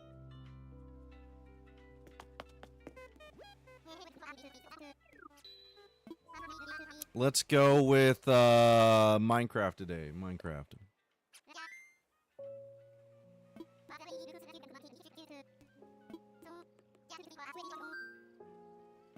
Oh my god, yeah, you're right. I forgot. We learned that trick. You were there, Madsy. Ian, it's Ian Watson showed me that trick. Mind blown. Hold on, I gotta use this more often. I had no idea about this. Oh my god, hold on. I got this. We can make this happen. Look at that. Amazing. Look at this cutie. So cool, so cool. Alright, there we go.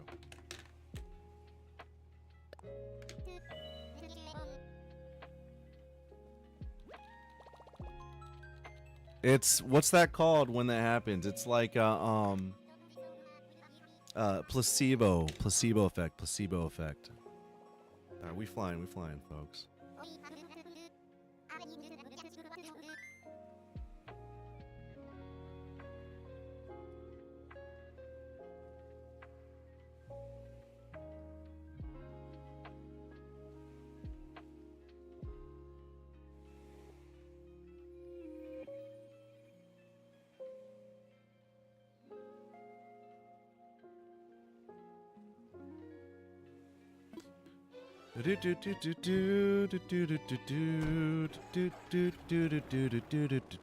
Alright, we starting the clock now, folks. Countdown's happening.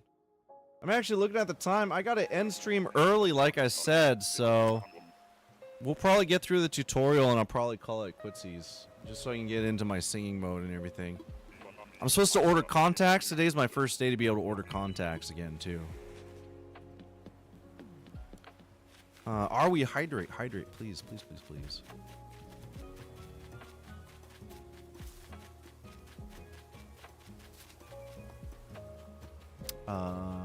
Where's our Dreamy? Hey, you're so cute, Poncho. You're adorable. I don't want to take you home. You're the first person we've come to see, and you're so cute. This is not how this is supposed to play out, chat. This is not the way. This is not the way. Poncho, you're so cute, though. Oh my god, oh my god, oh my god.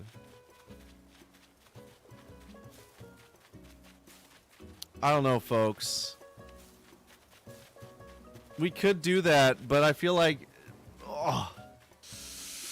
Let me see here. Hold on. We're gonna pause here for a minute. I got other ideas. We got thoughts. Give me a second.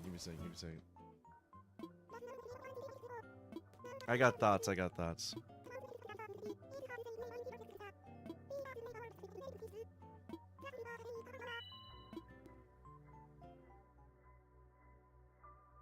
I think I'm gonna get that glitch. It's not a glitch. It's when I leave myself on read on Isabel's desk. It'll immediately go to the next day. Yeah, that's what'll happen. That's what'll happen.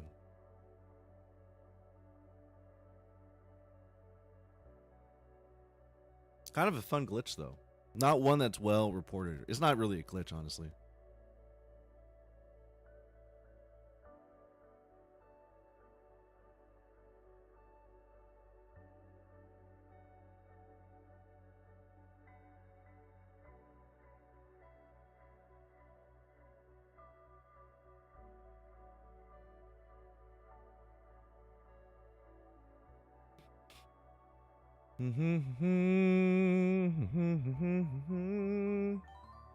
All right, we're gonna try to make something happen because I do have another villager. We're gonna auto populate over here, folks. That was the original plan, the original sitch.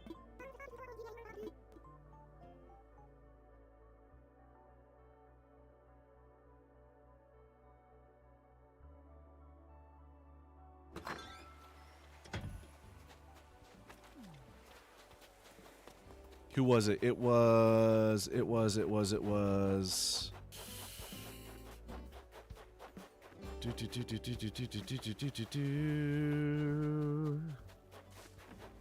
don't remember who was leaving though. Let me check my map. It's not gonna say. They should be all gone. There is only 9. Where's my plot? My plot's by my house. So the plot's there. Let me see if I have Nook Mile tickets here. Because if I have Nook Mile tickets, then we'll just do it. We'll take Poncho home. Hi, Peaches.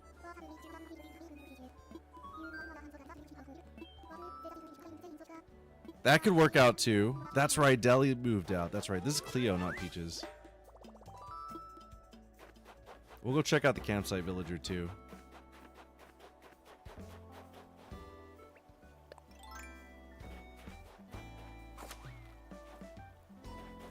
Any guesses, chat, on who this might be?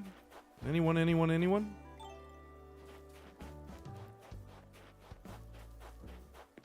We're gonna hope for a horse. We're gonna ask for a horse. We're gonna see what we get. We're not gonna talk to them if it's anybody else, though. It's gonna be 2 amazing villagers, and we're gonna just have to take them all home. Yo, what's up, Rasher? This pig. Rasher used to scare me until we put him on an adventure island. Now he's not that bad. Okay, let me go try to get some Nook Mile tickets real quick, folks. Let's go. Good luck. GG's. We need some hearts in chat for Madsy. Please, folks. Please, folks.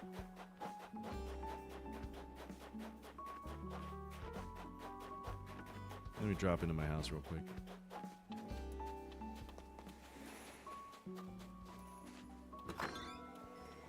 It doesn't feel like a work day today. That's all I gotta say.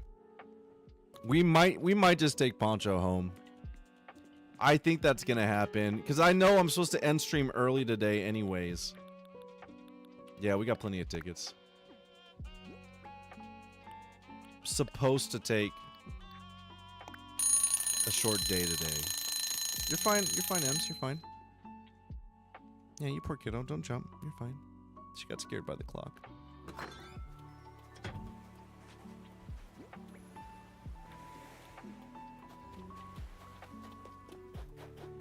All right, we're gonna do a few more trips. We're gonna do like 3 trips right now. Try to replace Deli over here in Snowfell. We're gonna take Poncho home. We're making those executive decisions right now. Poncho, get your butt back here, Poncho. You're coming home. You're coming home with me. We're even the same color, bud. You got a great place. You get to run a maze every single day. Let me tell you, it's a great place to be. Come train on my island, bud. First time taking home a villager on the first ticket. How's that? Let's go, let's go, let's go.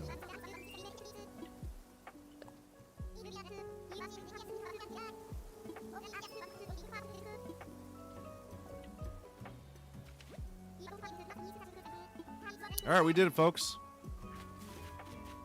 It's too. You know what would be the cutest though is if they followed you home. That'd be the cutest thing. Like if they followed you home and you brought them to the spot, the plot, and then it like did the little circle thing, fade out, fade back in, and now he has a house there and he's like moving in right away. Like that would be the cutest thing. Super, super cute. Damon, yo, what's up, Damon? Damon coming in 81%. Let's go, let's go.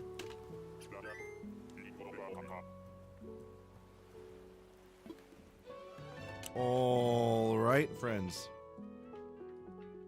We're going to do a couple of these real quick, and then we're going to finish up my work here.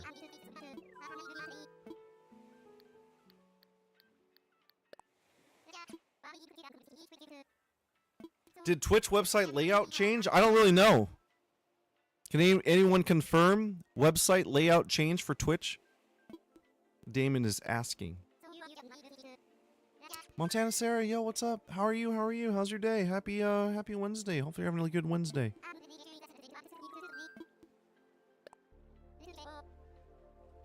Alright, we flying, folks. We flying.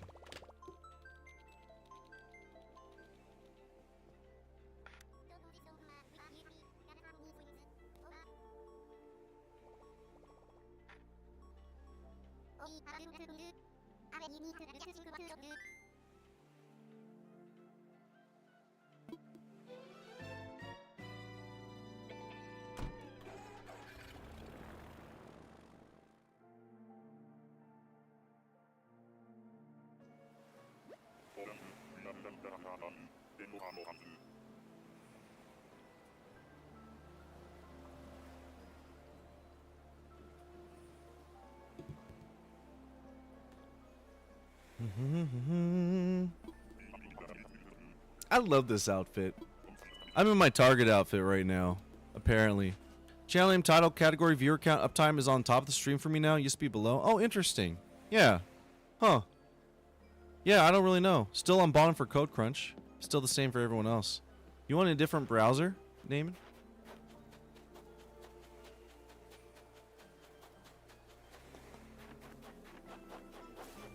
Did you see this? We went to a bamboo island on both situations. If this is Poncho, I'm going to crack up. Where are they at?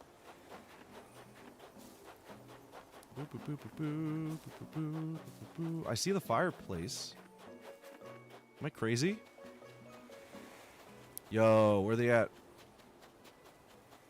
How is it so difficult for me to find this villager?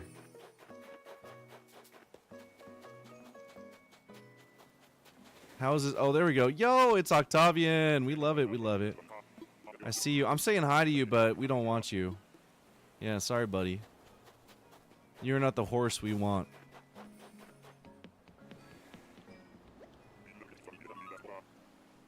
Interesting.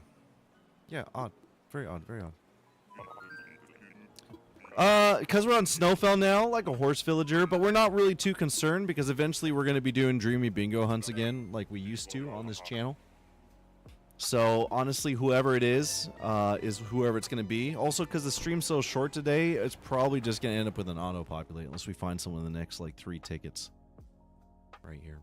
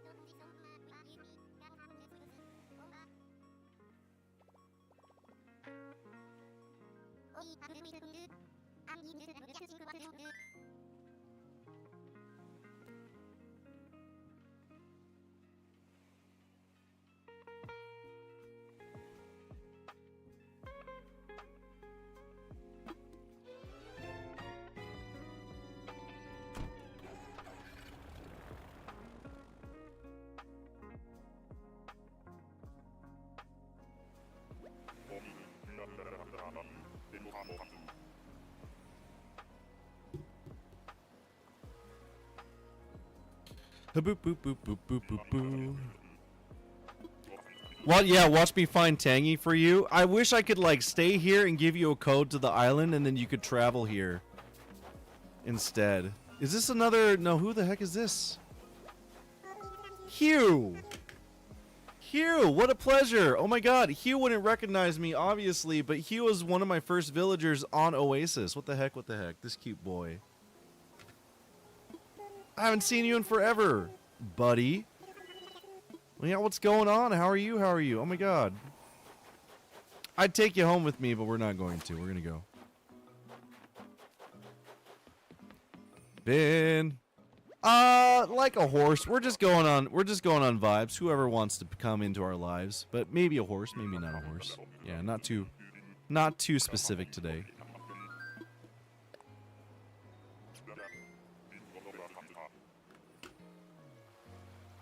Boop, boop, boop, boop, boop.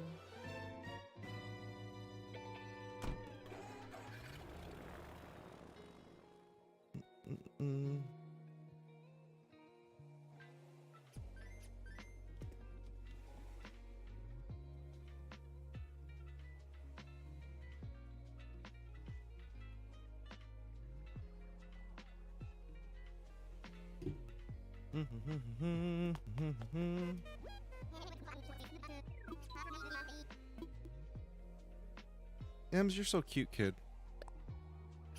You want to get a little cat time? We're gonna get some more cat time right now. Come here. Come here. You're so adorable. I love you so much.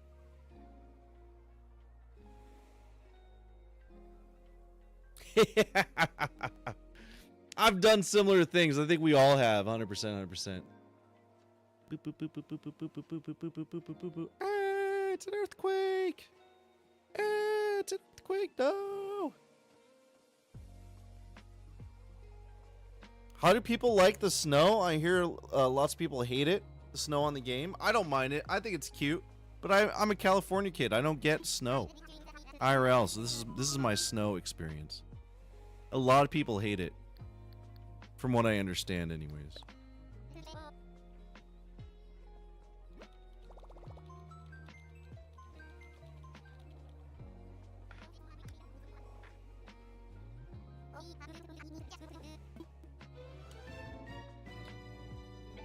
Snow is beautiful today in Pennsylvania. Let's go, let's go, let's go.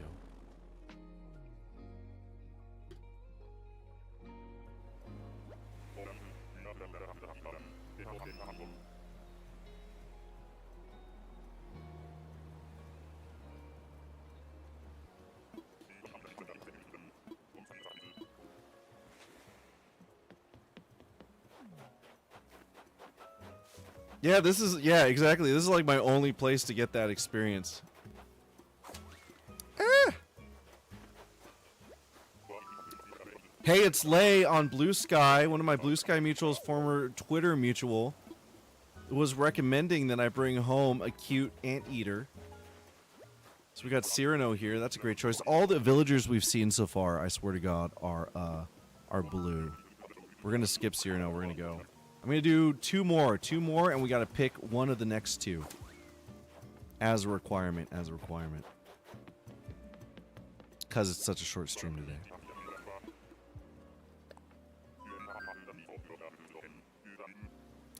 How many here get snow IRL in their life? How many people here do not get snow IRL in their life? As one of the 4 seasons.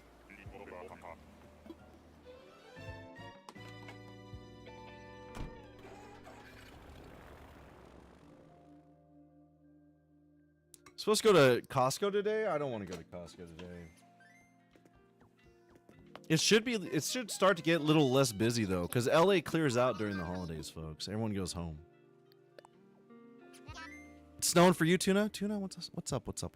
By the way, Tuna, how are you? Did I already ask you how you're doing? It's always lovely to see you in the chat. I'm streaming over on YouTube now, by the way. I don't know if you ever saw iLyncher in the comments when you and him and a few others were commenting in my MDV, my daily vid posts. But iLyncher dropped in like last week, which I forgot Lyncher was from Thailand or lives in Thailand. It is. It's so overwhelming. Costco's super overwhelming. I wish I've never even seen snow. Wait, what do you mean by that, Brittany? This year and last year, I got barely any. It's super scary. My state's like known for harsh winters. That's climate change. That's on climate change. And that's the reality of it. As more, how do I put this? As the atmosphere gets filled with more materials that traps heat, heat is equal to energy. It means there's more energy in the system. More energy in the system means more heat in general, means less snow.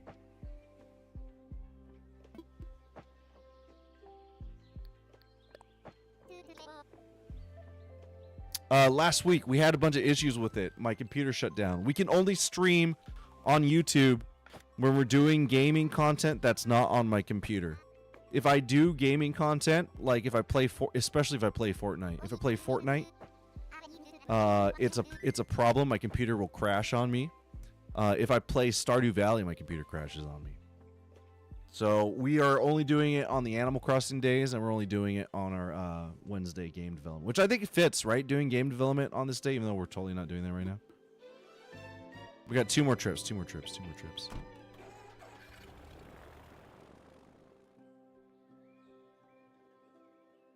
Raptor, Raptor, thank you for that 8%. You can recalculate. You can recalculate.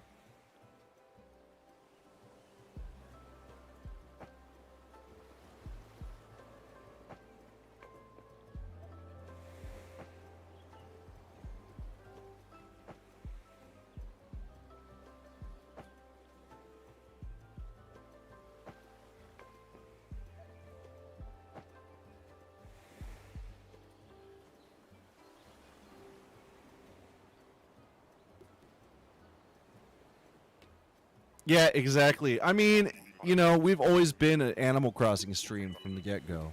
So it's not a bad sitch, honestly. Oh, you're so cute. Is this a Cookie? Who is this? Isabel. Isabel. What's going on? Isabel, thank you for the raid. Sarah, welcome in. How you doing? Isabel, what'd you stream today? Raiders, welcome in, welcome in. Blessed with an Isabel raid today.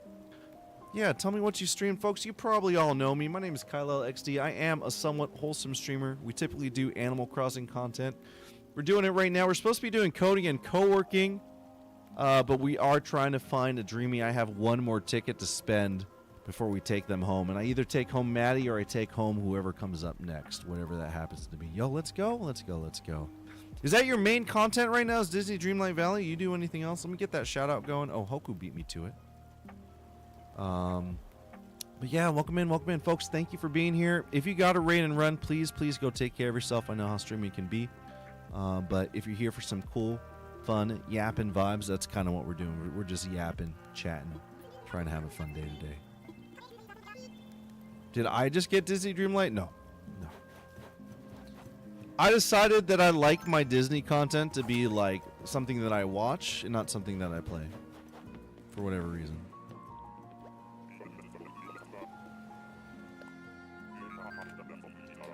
Yeah, because they just dropped a lot of content, but I do Jackbox games pretty regularly, random cozy games, Pokemon, Nintendo stuff like that. Nice. How's your day? Everything going good for you? Aside from the streaming, how you been?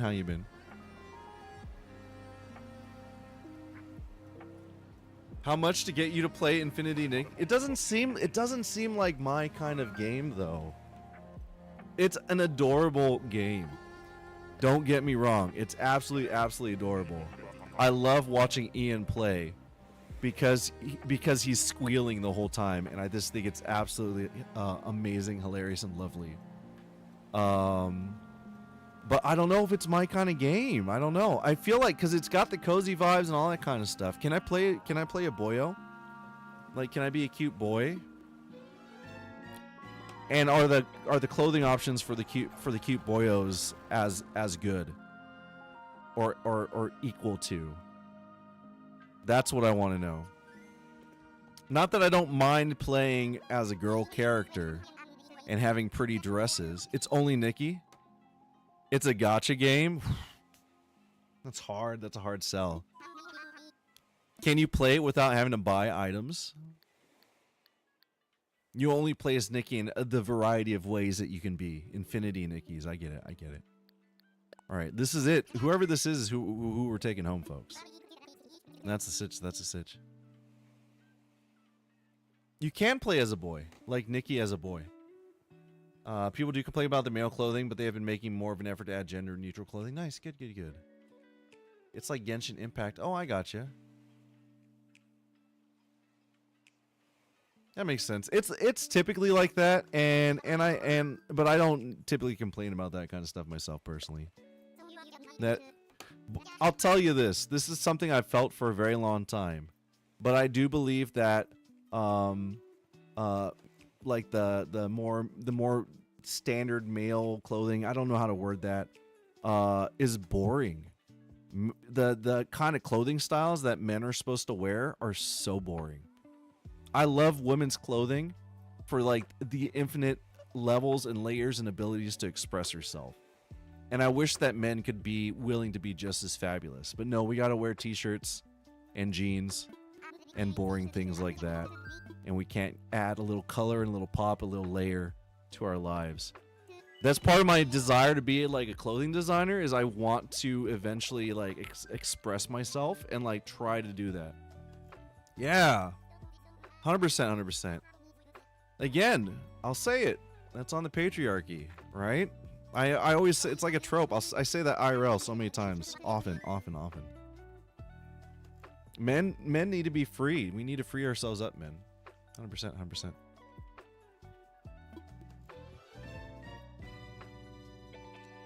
My husband tried to steal all that cozy sweater that I got, the little pups. The couple sweater that Mika and I have. I love that thing. And I feel like I see people's eyes pop when they see me wear that. And I feel so cozy when I wear it. Yo, what's up, Tiff? Good to see you, Tiff. How are you? Happy Wednesday. This is it. We're taking home wherever this is, folks. Yeah, Isabel, thank you so much for rating me. I appreciate you. Thank you. I'm scared. Who is it? I'm scared.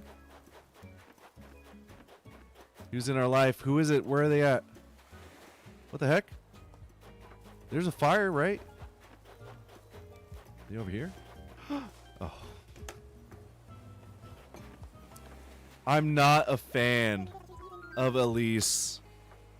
And we're just replacing Deli with another monkey.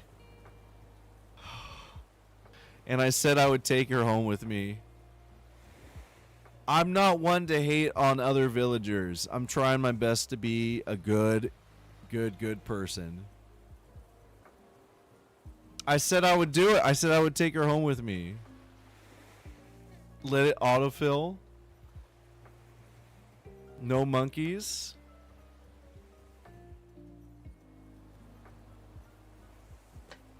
Oh my god. Okay, we're gonna let it. Sorry, Elise, you've been vetoed. Yeah, I mean, I really wanted to take you home with me, but chat said otherwise. It's really chat's fault. It's not mine. I have nothing to do with this decision whatsoever. I'm being vetoed.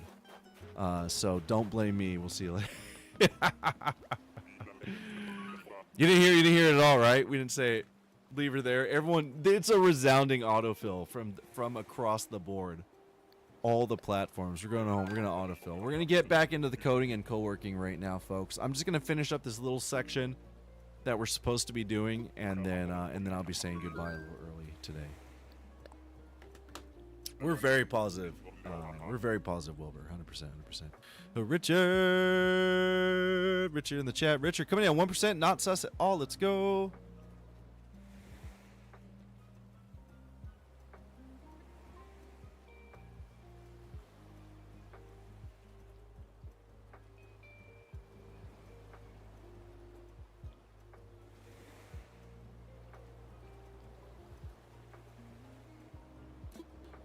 All right. We're not leaving. I'm getting into the co-working. We're going to get back to work. We haven't been working at all today. We've just been yapping and then playing Animal Crossing. But I got to do my due diligence. We got to chip away at this promised tutorial mode that we've been in. And once my show's over, folks, I'm 100% going to be able to just start doing this off stream. I've just been so distracted with my acting related stuff, which is good. And I got to get into central casting, start doing the background work. I'm just not good at doing multiple things at once. All right, let's see here. Boop. Boop.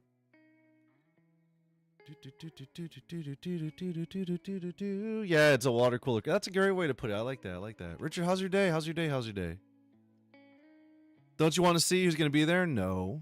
Y'all got to wait till Monday. Yeah, you got to come in on Monday. That's how I got to get you to come over and hang out with me on Monday. I was like, stay tuned, folks, for Monday when we see who this is. Need a terraform unlocked. Need to get terraform unlocked for this idea. What's the idea you want to do, Tiff? What's the idea? I too am phoning it in at work. Richard, I was goofing around on stream earlier.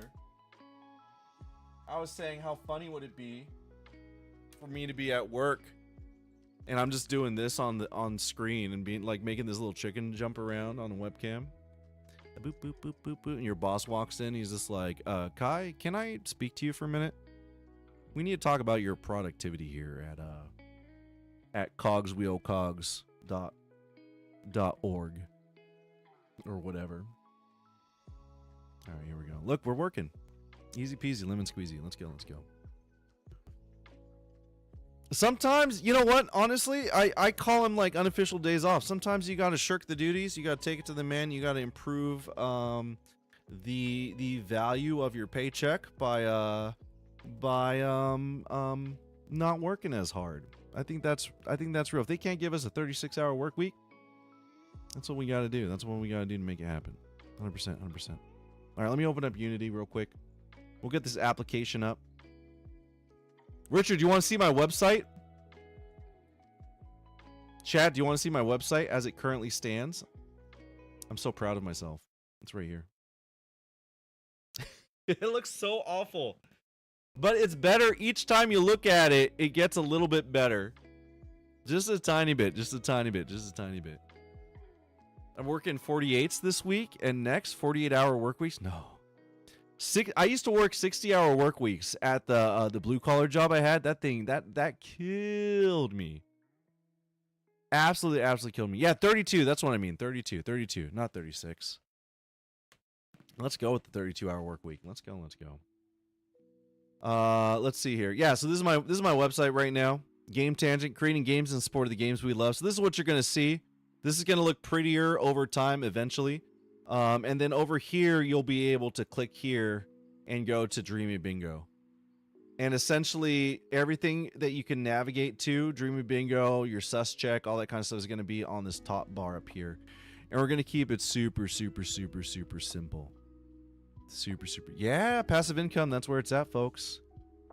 100%.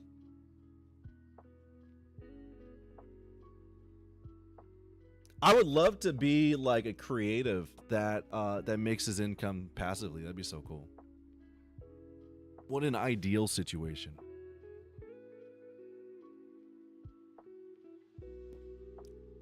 Something with the fossils at the airport entrance. Someone did it for their museum area. Cute. You could incorporate the museum into your entrance too. That'd be kind of cute as well. Yeah, I love that idea, Tiff.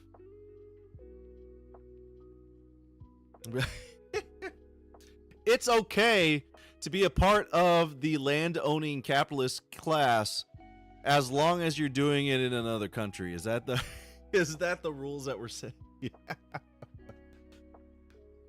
I think it'd be great to buy land in Japan and rent it out at least for a short time, or like until you could like retire there. Oh my god, that'd be a great idea. I would love that so much.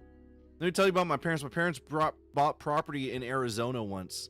And they originally I was going to move there and go to school, but I decided I didn't want to. They rented out to this older gentleman. And like I get the idea and the concept of like disliking landowners and people that rent, landlords and that kind of stuff. But I will say this about my parents. They gave this old gentleman a very like decent rent. And they never raised it. They basically just had him pay the mortgage. They didn't try to take profit from it. They just said whatever he pays goes into the mortgage. And they never changed it. So he was able to live a decent life within his means, and he was never really stressed about having to move out. They did eventually have to sell the house. That was something that eventually happened. But I thought if you're going to be a part of that class of people, owning land, selling and renting land and that kind of stuff, I think that's the only way to do it. If you're trying to do it to make money or to turn a big profit, I think that's where we get into issues. It's like if I owned a house that I was renting out, if I owned a house and I went to go buy a bigger house, I wouldn't necessarily be against renting that house out, because not everyone is able to afford a mortgage or have that ability to get a house. I'd rather find a nice family and rent it to them for cheap. You know what I'm saying? Best of luck to you. I mean, I'm trying to make it there myself too, but I'm also trying to make it there through as ethical means as I can. If that makes sense.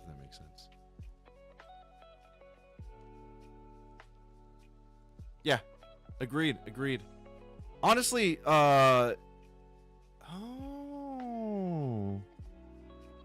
you've been researching, Richard. Look, Richard comes in the chat anytime. Let me tell you, anytime. If I go into Richard's chat, we're talking about Japan. If Richard comes into my chat, we're talking about Japan. Every time. Without fail. Hello Alright, and welcome, I'm your Code Monkey. In this lecture we're going to create a kitchen object parent, meaning that the kitchen object will know where it is, and the counter will know if something is on it. This is important so that later on we can pick up a kitchen object from one place and drop it in another. Okay, so here we have our player. I can move towards this counter, interact with it. I'm willing to try to figure it out though. Then on this one spawn some cheese. Okay, great.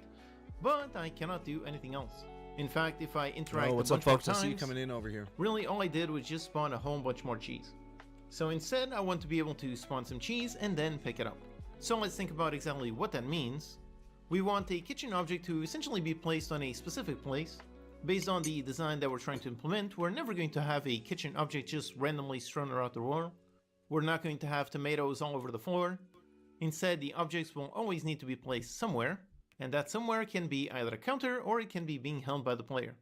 So essentially that means that each kitchen object is going to have some kind of parent that it's attached to. We're going to make sure the counter knows if there is a kitchen object placed on top of it, and we're also going to make sure the kitchen object itself knows where it is.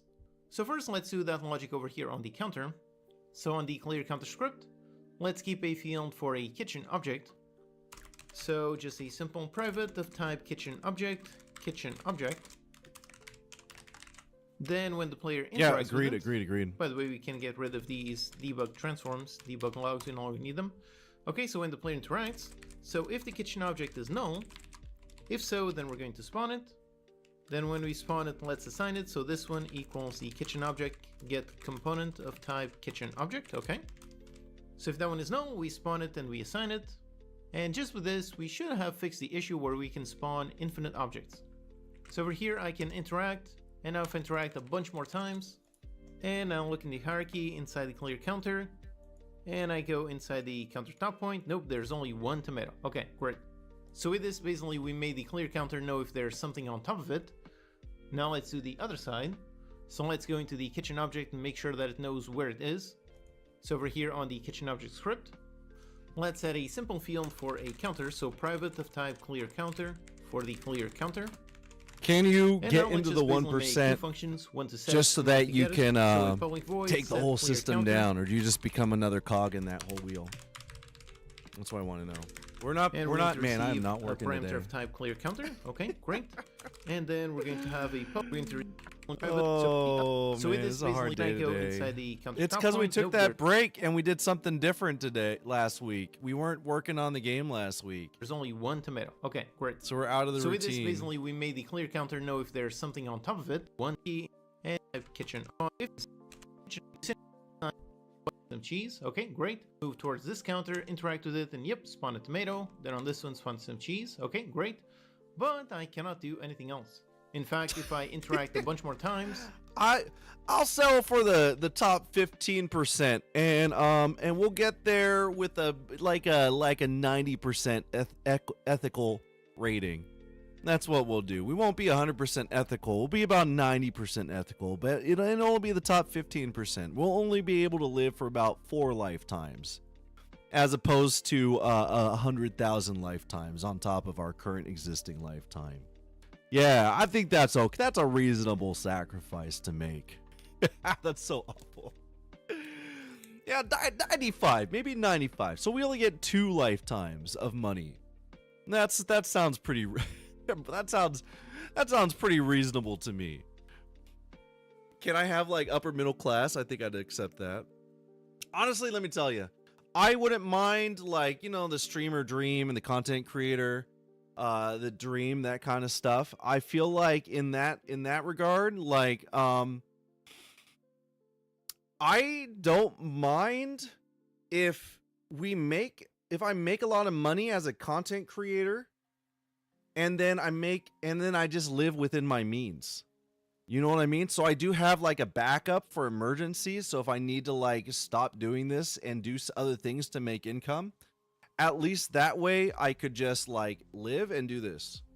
You know, if like we made a lot because I became like big streamer boy levels of streaming, and then we just had like a base level that we settled down into that like fit my budget I would love to break even every month is what I'm trying to say. Let me use simpler words. Let me see here.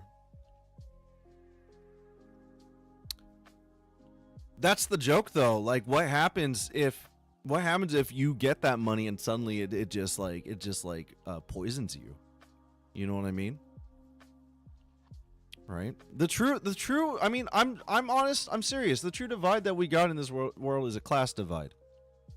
That's been the biggest topic of conversation that we've had over this past week. For I don't know why. I don't know why we're having that conversation. It's been everywhere. I'm joking, obviously. But it is a class divide, and I've always felt very, very strongly about that class divide issue. 100%. We have other issues. We have other disagreements. But the disagreements between the wealthy class, the wealthy capitalist class, and the rest of us is so different. And the divide of wealth between the rich and the poor has grown so much. So much. It's such a real situation. 100%.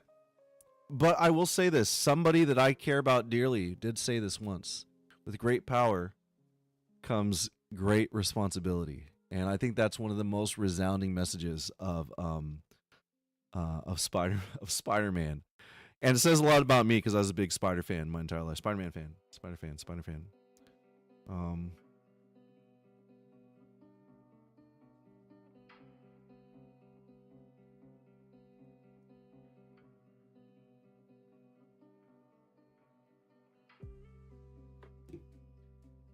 With great power comes great electricity bill. Real.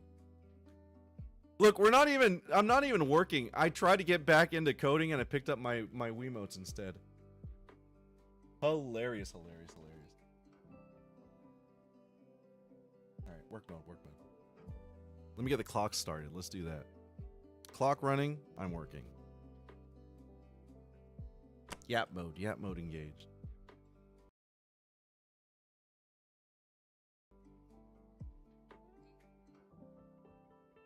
Really, all I did was just spawn a whole bunch more cheese. So instead, I want to be able to spawn some cheese and then pick it up. So let's think about exactly what that means. I can't reach it. I moved it to the corner of the desk. Essentially be placed on a specific place. Otherwise, I'd bring it based out on the right design now. that we're trying to implement. We're Yeah, never I going can't to reach have it a at all. kitchen Richard, object I just apologize. randomly strewn around the world. I parked it in We're a not going different to have spot. tomatoes all over the floor. Instead, the objects will always need to be placed somewhere, and that somewhere can be either a counter or it can be being held by the player. AC So essentially, real. that means that each kitchen object is going to have some kind of parent that it's attached to. We're going to make sure the counter knows if there is a kitchen object placed on top of it, and we're also going to make sure the kitchen object itself knows where it is. Honestly, Coach Crunch, you're right, but at the same time, I don't mind it too much because my priority is towards the stream and having fun, yapping and having vibes. Which is also why, you asked me about my deadline, and I'm like, yeah, we don't really have like a really hard, fast deadline. It's not like I'm trying to solve my problems overnight or anything like that. Because I know that we're going to yap, we're going to have some fun in between. And I think it's worth it, at least for my current situation. I'm excited, though, because eventually, same with the website stuff, is eventually a lot of this work is going to take place off stream. And every Wednesday, I'll be updating you, and it'll kind of become, what's that called? Like, not a stand-up, a retrospective, if we're talking about, like a weekly retro, if we're talking about, what is that, software development cycle called Agile or something like that. So then Wednesdays would kind of sort of function as a retro. So we'd be like, this is what we did last week. This is what I've been doing. Yeah, like a scrum meeting. This is what we did last week. This is kind of what I'm planning on doing this week while I'm off stream. We're going to do this work today. That'll be like the little stand up. And then we do that work and we yap. We don't get a lot of work done. Not a big deal. The deadline thing, is this a programmer joke? Let's go.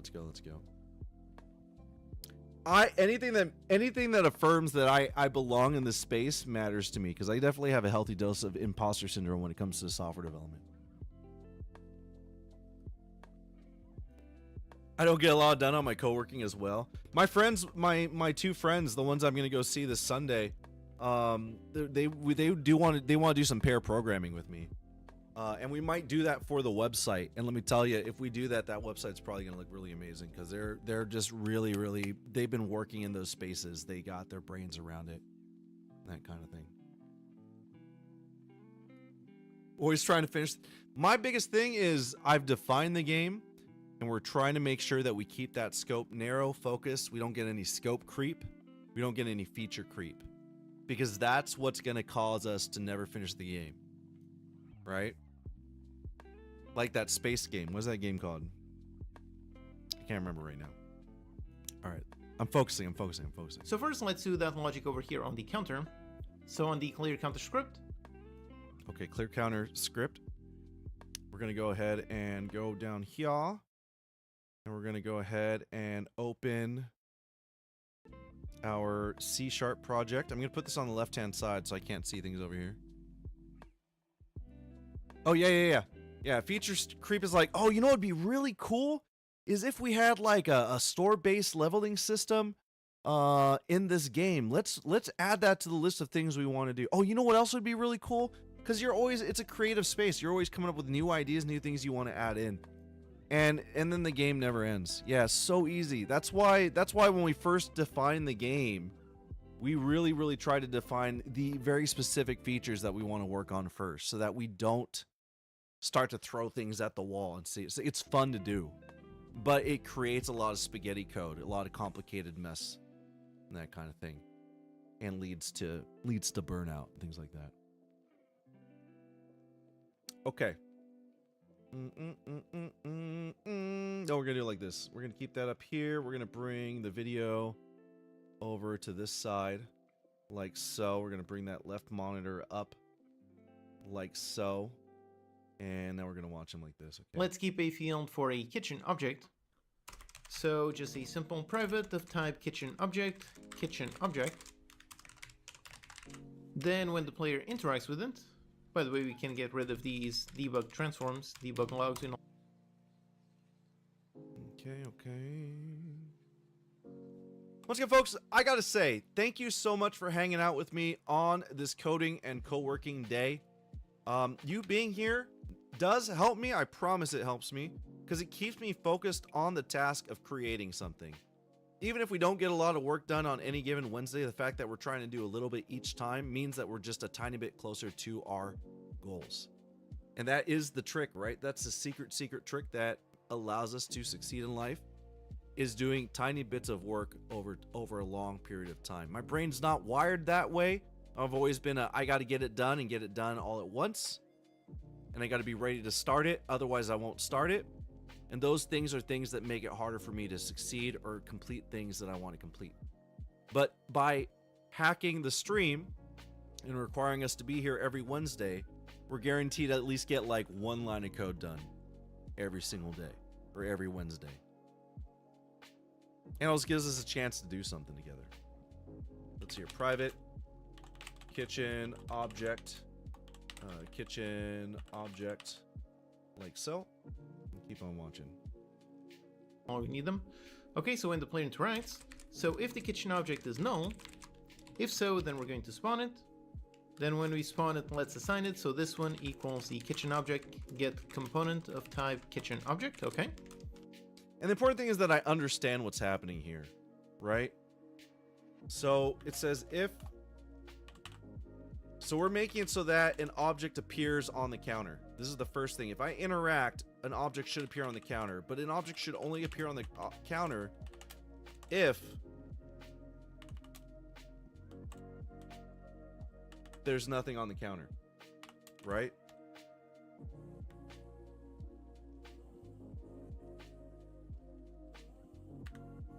I'm trying to use my hotkeys here.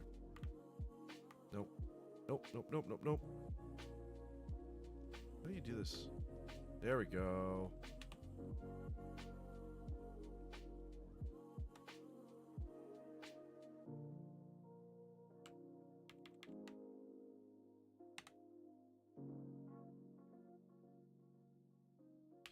Kitchen object equals Not typing well today. Kitchen object transform dot get component. Boop, boop, boop, boop, boop, boop, boop, boop, boop, boop.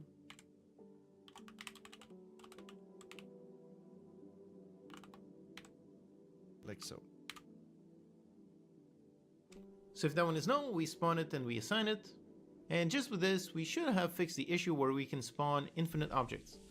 So over here, I can interact, and now if I interact a bunch more times, and now look in the... Okay, we'll double check that real quick.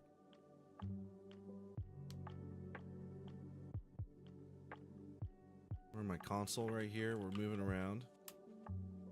Interact, spawn, nothing else spawns. Just like so. There's our cheese, there's our tomatoes. Really need to kick my butt into third gear and start doing more art. AC, do it, do it, do it. Let's go, let's go. At work, we're currently undergoing animation creep. Oh no, Animer keeps trying to add transition animation for more things, but there are many things that could happen. That is basically endless work. Gotta prioritize. Yeah, that sounds, it sounds like job security for the animator, at least.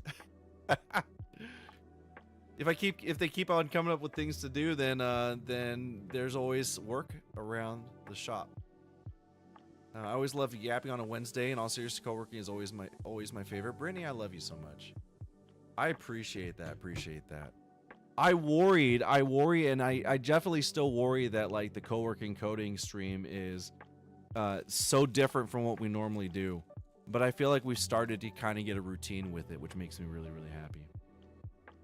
hierarchy inside the clear counter, and I go inside the counter top point. Nope, there's only one tomato. Okay, great. So with this, basically, we made the clear counter know if there's something on top of it. Now let's do the other side. So let's go into the kitchen object and make sure that it knows. Okay, so we're gonna go over to kitchen object.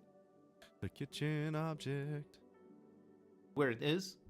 So over here on the kitchen object script, let's add a simple field for a counter. So private of type clear counter for the clear counter. And now let's just basically make two functions, one to set it and one to get it. So a public void set clear counter. And we're going to receive a parameter of type clear counter. Okay, great. Boop boop boop boop boo do do do do do do do do do. Could you imagine if I was in an office and I was just doing that do noise to myself? Like how my coworkers would probably hate me. Like Kai, could you please stop? Could you please stop that, Kai? Thank you. Boop, boop, boop, boop, boop, boop, boop, boop, boop, and then we're going to have a public return a clear counter for the get clear counter. And we're just going to return our clear counter. And on this one, just set this dot clear counter equals this clear counter. Alright, so on this function, we're assigning this field, and on this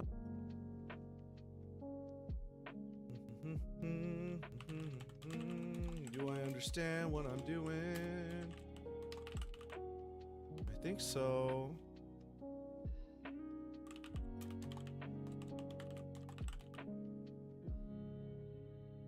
So this is the kitchen object, and we're creating functions that will clear the counter so the counter disappear, or the item on the counter disappears. We're also creating functions that allow the object to get into our possession. I think that's what's happening. I think. If someone worked in an office job, I honestly wouldn't mind. There are days, I used to work in an office for a period of time when I was younger, and I think there were days where there was like this manifestation of like just office crazies, like loopiness. Like people would just be goofing and acting almost loopy, right? Real. AC, I want to see you do some art. AC, please. AC, give me some art, please. I want it. Really a roundabout way of doing that, but basically that's what you're doing. Maybe eventually he'll talk about refactoring, that kind of stuff. The cool thing too is, as we break things down into features in our actual game, I'll be able to see other ways that people do things in Unity, and I'll find the one that I feel like is going to be the best for us. Right? Yeah, make that art happen, AC. We want to see it. function, we're returning this field. So now back on the counter script, we get the kitchen object reference. So on this one, let's call set clear counter and pass in this one.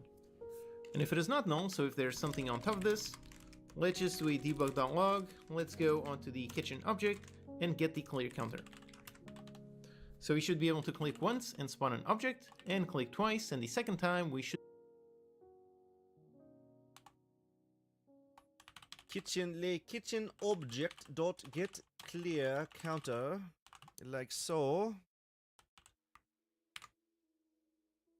be able to see the name of this clear counter. Alright, so over here let's approach and click, and yep, it spawned. Now click again, and yep, we've got the message. This one. Okay, we can see if that works for us really quick. Oh, I have an issue. What is our problem right there? I saw it. I found it. I found it so quick. Let's go. Nope. Some typos here. Perfect. There we go. There we go. There we go. There we go.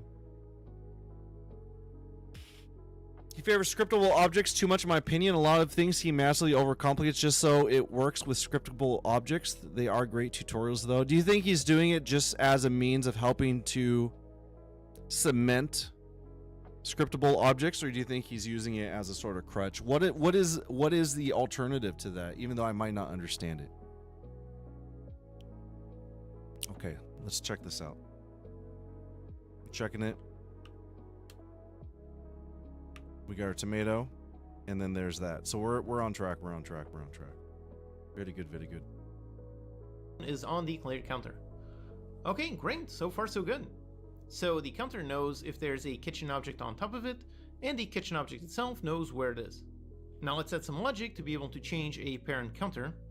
So over here on the clear counter script, we basically just need to call the setClearCounter function with a different counter reference. So just for testing, let's add a serialized field for the second counter, so clear counter for the second clear counter.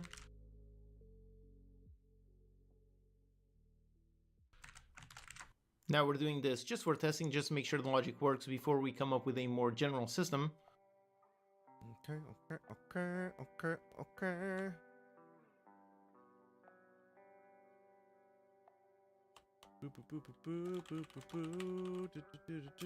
Second clear counter.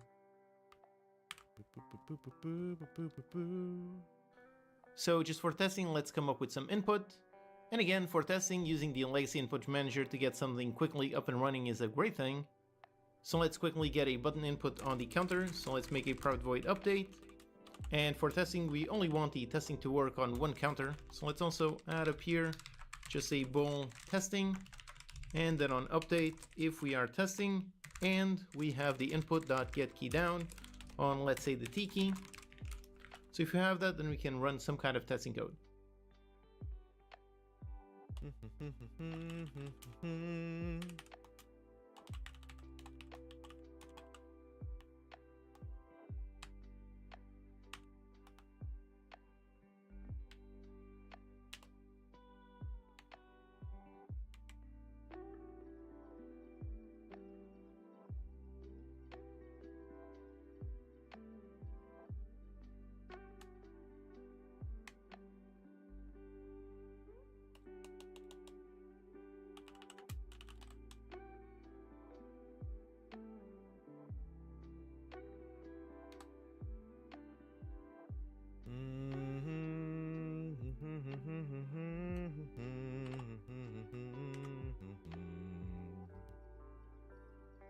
So let's say, for example, if the kitchen object is not null, so if we have something on top of this kitchen counter, let's go into the kitchen object and call setCounter, and let's pass in the second clear counter. So basically with this, we should be able to interact to spawn an object. Kitchen object is not empty.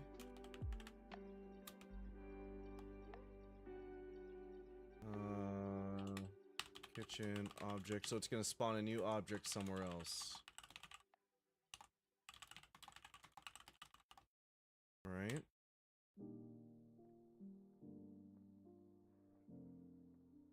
What am I doing wrong here?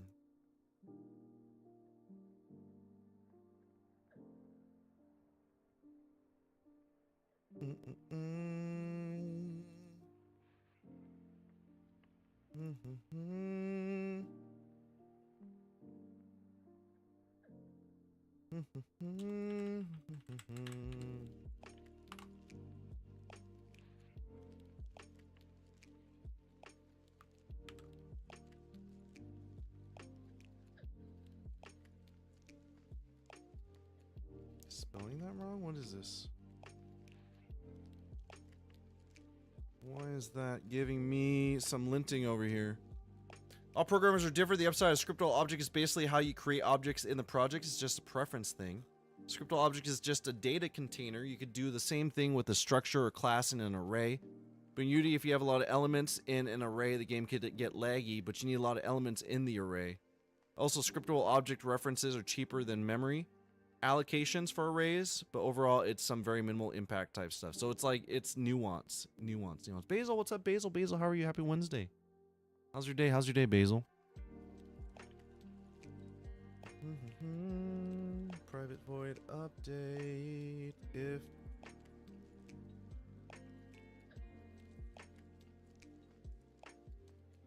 testing input get key down key code T,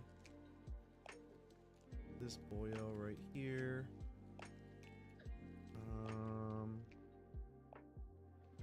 goes right here if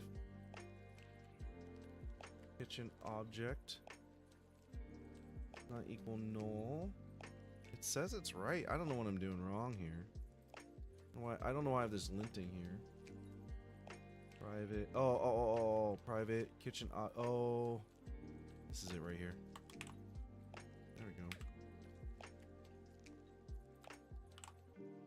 There we go. Solved. And then press the T key, and we should be able to see that object be set to a different parent. So here in the editor, let's just set that. Let's say this one is our main counter. So let's drag a reference to the second one, the second clear counter, drag it, and make this one the testing script. Okay, so this is a test. We're doing testing right now. So he said first clear counter, and then we're gonna drag the second clear counter. Put it right here. Okay. And also, just to verify that it worked, over here, let's do a get on the clear counter.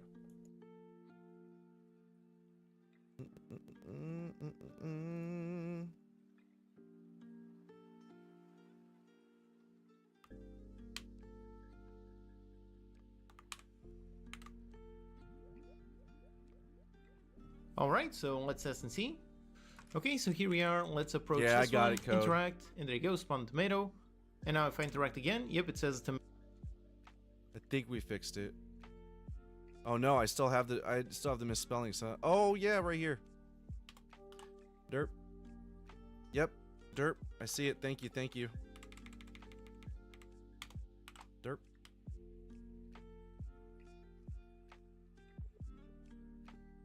Nope.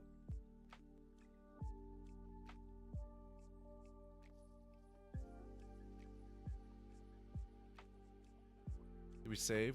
We saved. Do I need to recompile somehow?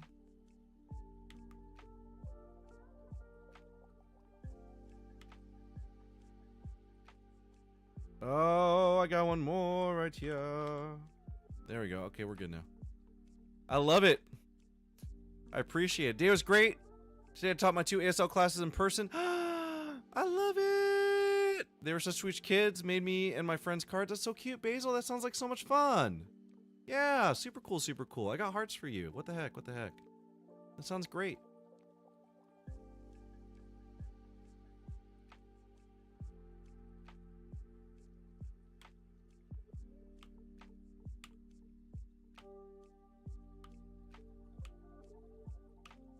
Okay, I don't remember what he was testing here, so we'll watch. Tomato is on this clear counter. Now if I press the testing key, yep, there you go, the tomato was moved onto the other counter. Okay, so the parent changed, the logic worked. Go again, yep, it says tomato is on this clear counter.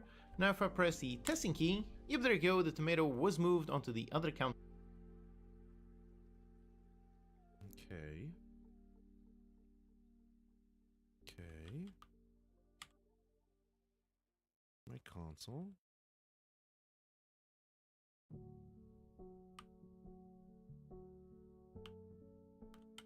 Nothing's happening, nothing's happening.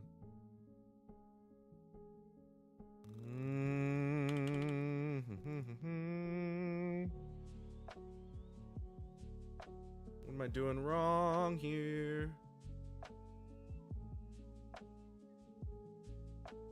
You gotta understand what's happening. Set clear counter, second clear counter.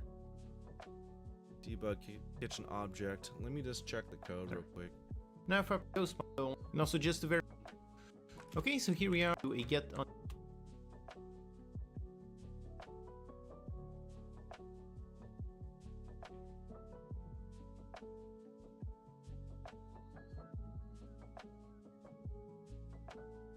Private bull testing. If testing is true.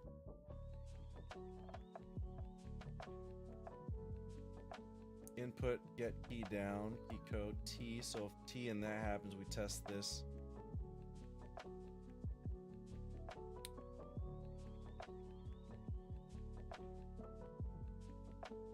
Oh, we missed a bit of code here.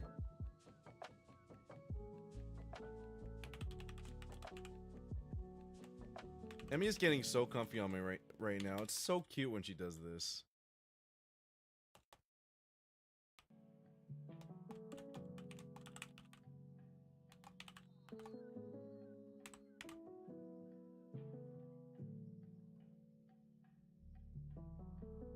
Teach a 4th grade, 5th grade class so wild. It's cute. It's cute. I love it. I love it.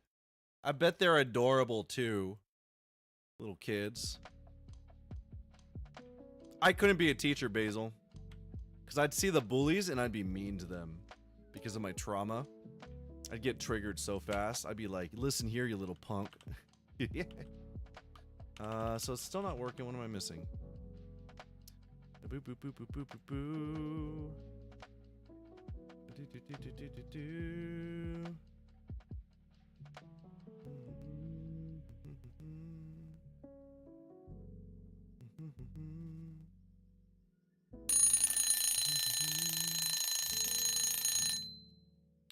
We're gonna keep on going, folks. Ari wants to know if you like teaching, Basil.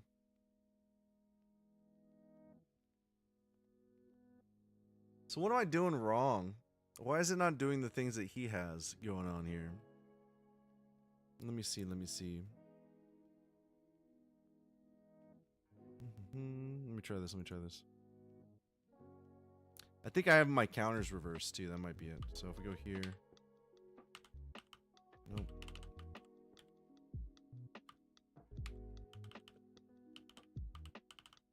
I don't know what I'm doing. They're saying along is adorable. I learned Silent Night in sign language, I think, when I was younger. Not a teacher person, honestly, but an experience has been really good for me, I think. And make this main counter. Having your Say, for brain example, restructured to try to educate people, especially people with like less developed brains, I think is really useful. Yeah, you're probably right. I set it here. I did set it here. Oh, maybe we gotta set that to true. Let's try this. That's probably what it is. You might be right. You might be right. Silent! What's up, man? Coming in at 29%. Let's go. Let's go.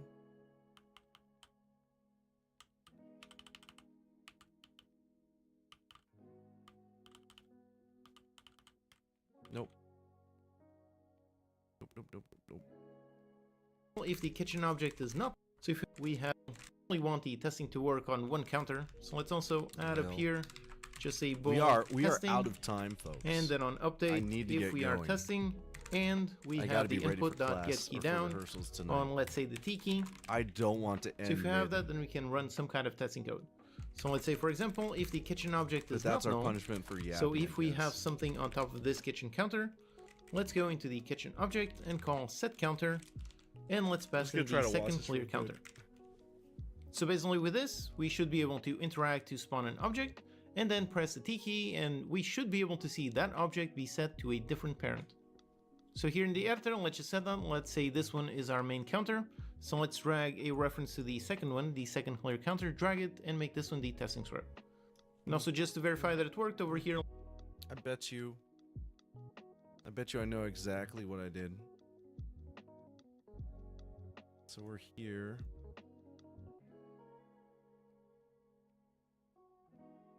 That's our testing. This is our first counter. Right. We set testing to true. Let's see. So we're hanging out with the kiddos? You said, are we? Not patient enough or articulate enough to be a teacher? I feel like I would get triggered or something. Oh, I did it. It does work. We just did it we did it on the wrong counter, that's all. So we're good. I'll have to finish this after rehearsals tonight. That's what I'm gonna have to Let's do. do. Folks, the schedule, the plan for tomorrow. I do believe I am going to be streaming in the afternoon. I said I was going to do it in the morning, but I got to get my oil change done on Thursday morning, so I can't do that. I can't do my morning stream like I planned. We're going to be streaming in the evening, 3 to 7. It's going to be more Animal Crossing. That's what we're going to do. That's what we're going to do. But I do have to bid you all adieu. I do apologize for taking off early today, but that is the current situation with my rehearsals and all that kind of stuff. We're not going to do any raid or any of that kind of fun business. So I will just say goodbye to everybody. Let me go ahead and close things. I see nobody's over on the clock app anymore, so we'll get out of there. And I know that I believe you